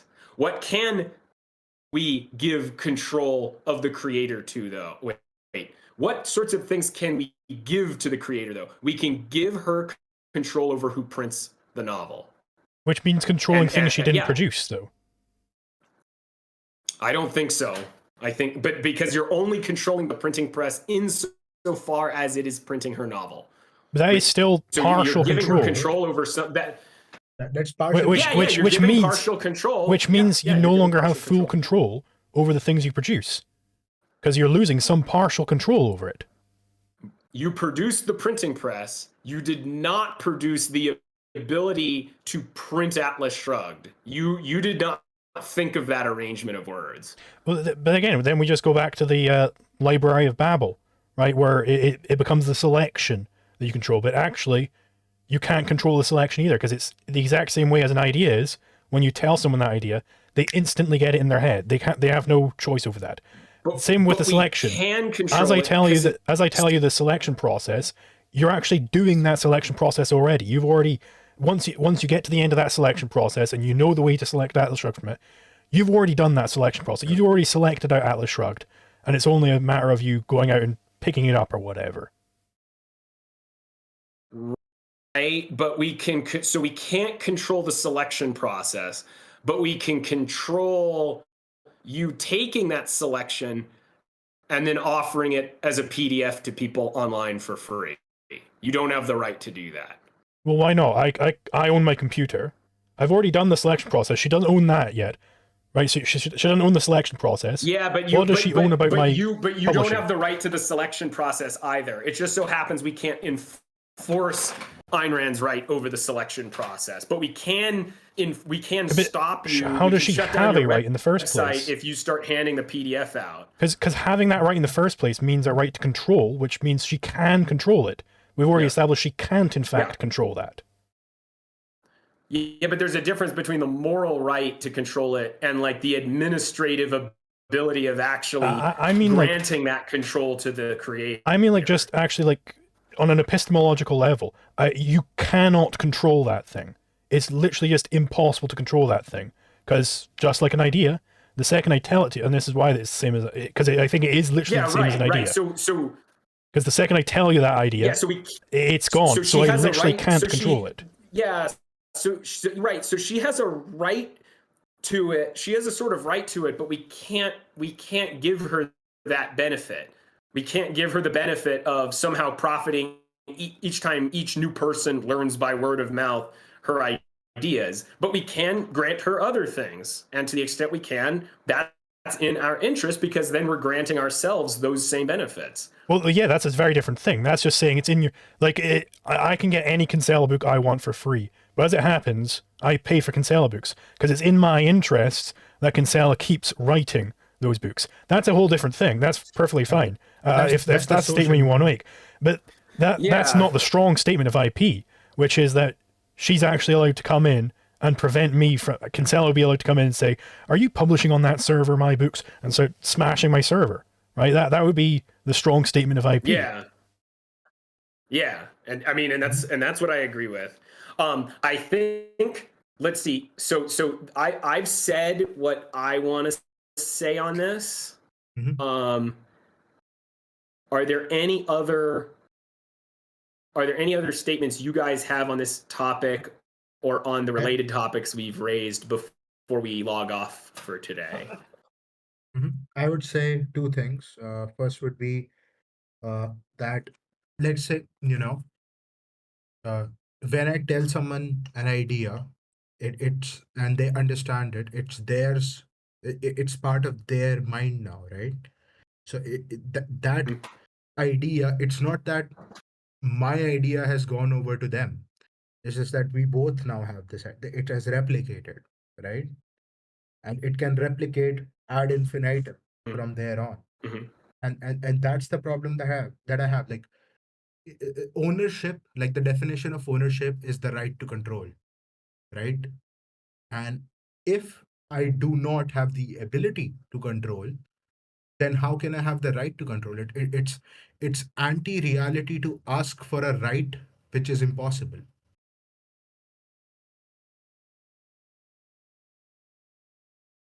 I'll just sustain that because I've already said that I'd give you guys the last word. So I'm just I do have to go soon. I've said what I think if you think about what I've said before, like I've addressed Mhm.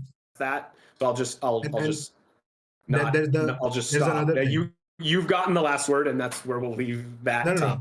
topic. Yeah. There's a second thing which is, You want me to debate with you more? What? no, no, no. Oh, a The second thing. second Go thing ahead. is, Yeah. yeah. The second thing would be that, you would see that, randomly you guys were talking, and I was just sometimes randomly smiling because, this means a lot to me. Both of you guys, I really look up to you guys, right? And, both of you have been friends and mentors to me throughout in various ways. And, even if we disagree, agree, like the fact that we were here and talking about philosophy, and I was here and I was contributing, I think that means a lot to me. So thank you, both of you, for making it possible for me. I really had a lot of fun. I do think we have come to like a much better understanding and even some agreement. I think the broad agreement is that the end goal of the society is very similar. Like we all want to live in a world where, you know, ideas are respected and valued. I would say the my disagreement would be, like, I make the separation between forceful and peaceful, right? Like my main thing here, and that's the main argument that's been happening. And but coming back to, ending statements, I really enjoyed it, and thank you guys for literally everything. And you guys, both of you, have taught me a lot, and I'm very honored to be here, very grateful to be here. Thank you. Yeah. Well, thank you, Man. Yeah. Thank you for that. Yeah, thank you. I And appreciate it. yeah, and I agree. I think this is really great because we're doing serious thinking about what the foundations of our politics are, Mhm. and we have a lot of overlap in our politics, but our foundations are different, and we saw today that led to a difference in our beliefs about intellectual property, and even though we disagree, I think I strongly value these discussions a lot more than sort of uncritical agreement with Ayn Rand's politics. See. I mean, I, as far as I know, I agree with Ayn Rand on politics on everything. But that agreement comes from me really thinking these things out, and it comes from engaging with the counter arguments and and still agreeing with Ayn Rand after I consider those other facts. And I can see that even though we disagree, I can see that both of you are doing that independent thinking about what is the right thing, what is the right answer on these issues, and and that this is really where progress is made. This is really where real progress is made. You're not afraid As to be opposed to just sanctioning us at all. yeah, see, I don't see it that way. I mean, I think certain people I won't sanction, but that when I don't sanction them, it's not because I disagree with what they're saying. I think it's because they've really committed an evasion or some kind of evil. Um, you know, so I mean, I don't know who is it that I wouldn't sanction? Like David Kelly personally, I wouldn't sanction because I think he committed an evasion. In my judgment, he wanted to have his cake and eat it too. He wanted to be able to have his particular opinions about toleration while also riding Ayn Rand's coattails. Whereas, I mean, in contrast, you said it great in your video, Zulu. You said, I want credit for my politics. So I mean, maybe you got that from me. I said something like that at one point. Maybe you got that from me. So maybe you should pay me, Zulu, for that. No, you get that one for free. You get I don't know, but like whoever, anyway, it doesn't really matter who came up with that first in I don't know. It's all free exchange as far as I'm concerned. But that's the right attitude to have. Like, I want credit for this, damn it. Like, and it's Zuluism or whatever you want to call it, because I want the credit. I thought of this. Ayn Rand didn't think of it. I don't want to ride Ayn Rand's coattails in ways that are undeserved.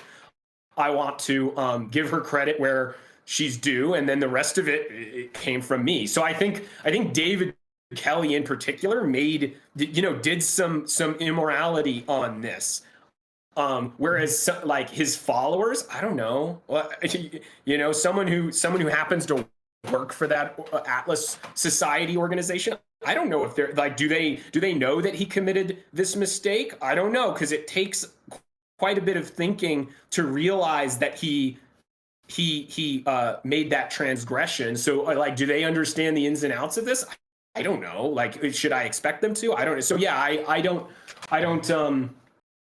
I certainly don't boycott people just for, I'll boycott people for certain opinions, like if they're a nihilist or something, but this is how we make progress in philosophy, and anyone who doesn't want to do that, like they're not participating in pushing our understanding forward. So and I'd even put it this way: for every even like, let's say I'm right and you're producing bad ideas, some bad ideas here. For every bad idea you produce, you're going to be producing good ones too, because you're actually coming at this independently. So for example, 1 year ago you put out that video.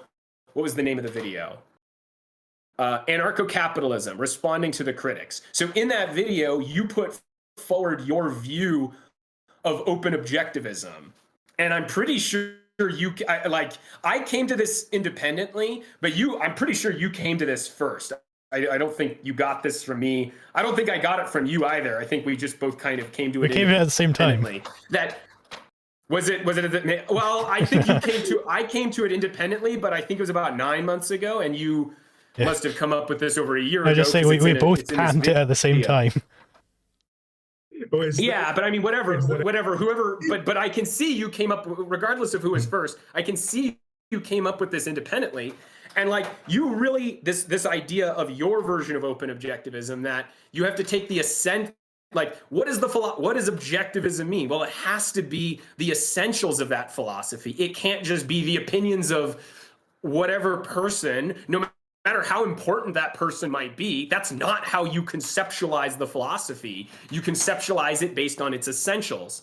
And that is real. So here's the thing. Even if you're going to be getting things wrong, if you're thinking independently with any level of competence, you're going to be getting things right too, and everyone's better off. And even when you're getting things wrong, at the very least, anyone watching this is able to now hear the arguments and see that you're wrong, and see if I'm getting anything wrong too. So it's just, yeah, like I want to, kind of state in the strongest possible terms that, not having these discussions is pretty silly. Like, if you don't want to engage in them, if it's not your wheelhouse, that's fine. But I don't understand,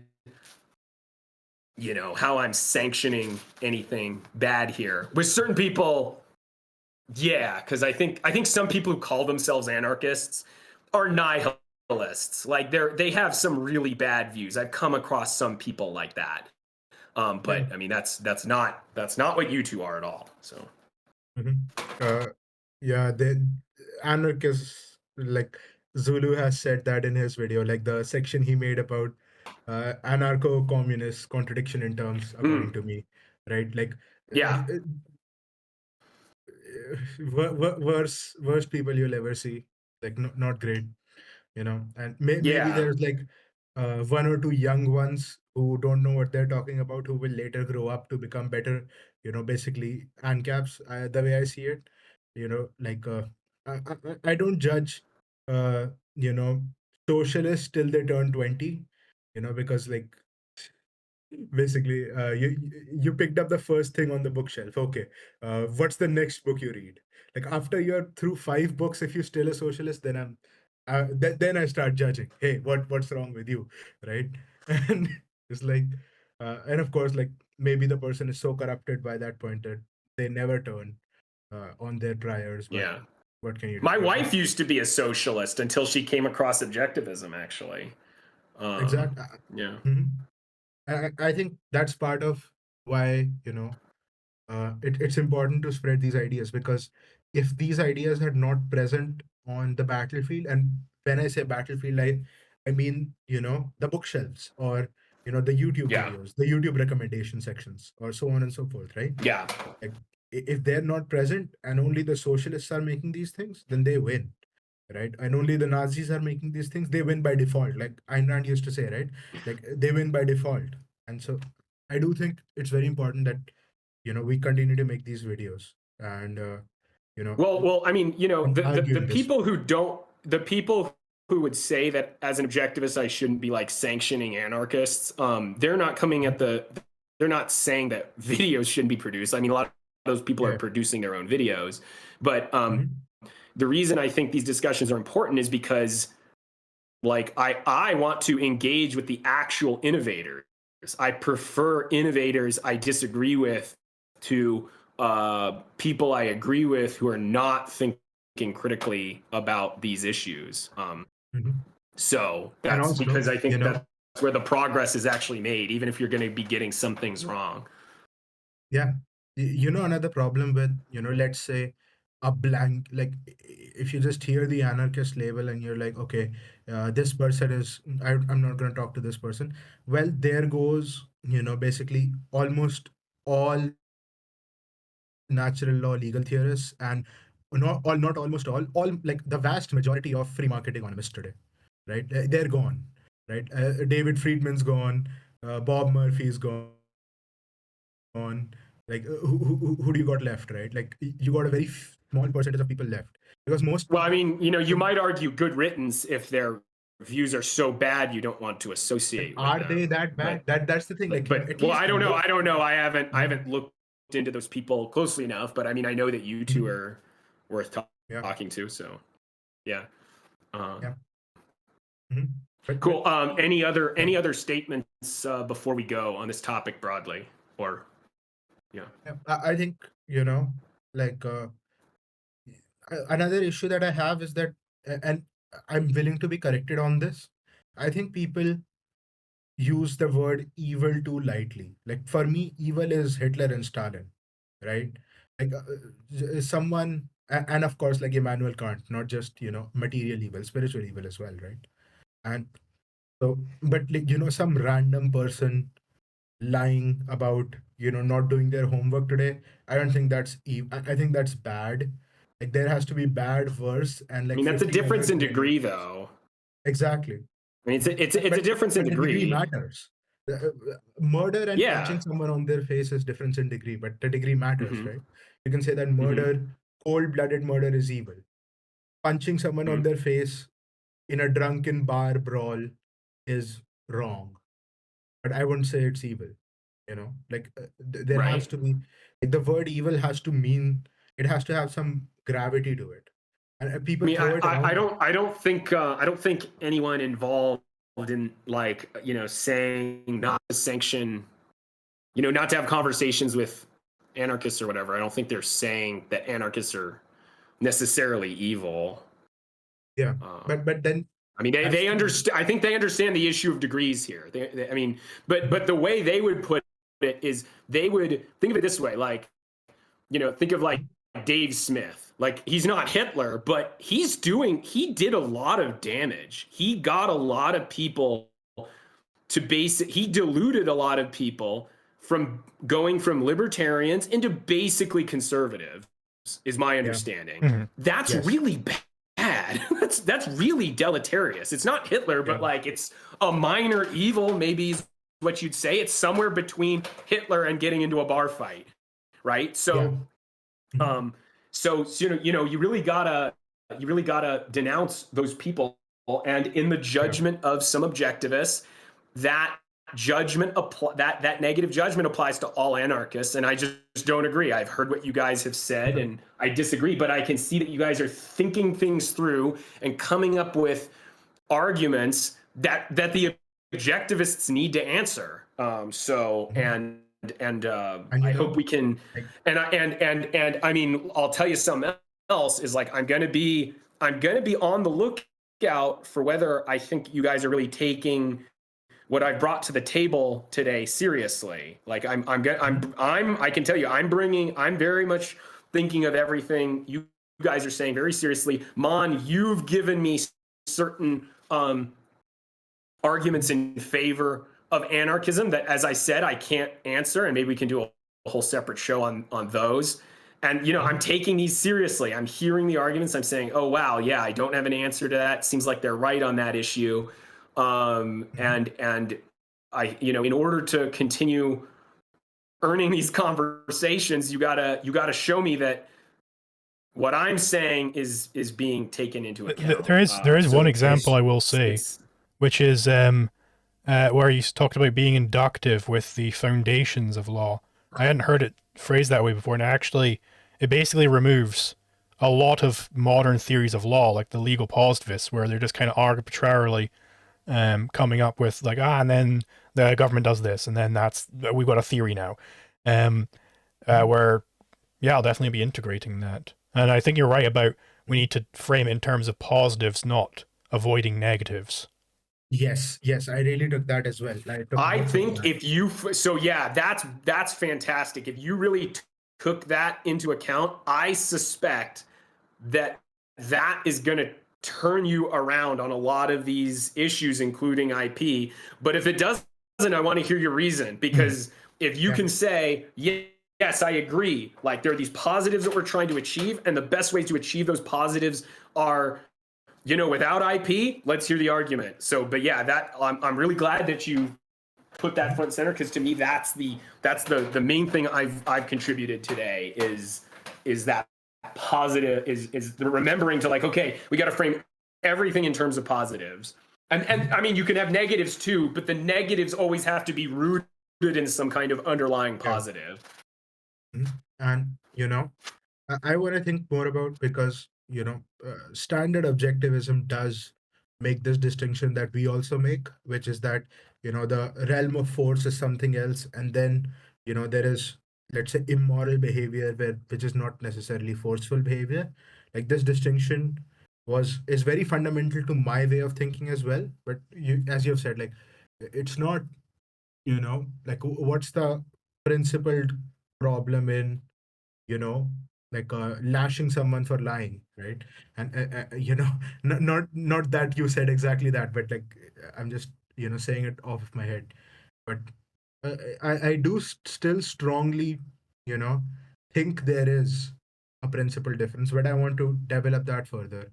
I want to see where that line of thought leads me, because my current stance is based on this, that okay, where there is scarcity, we're talking about law.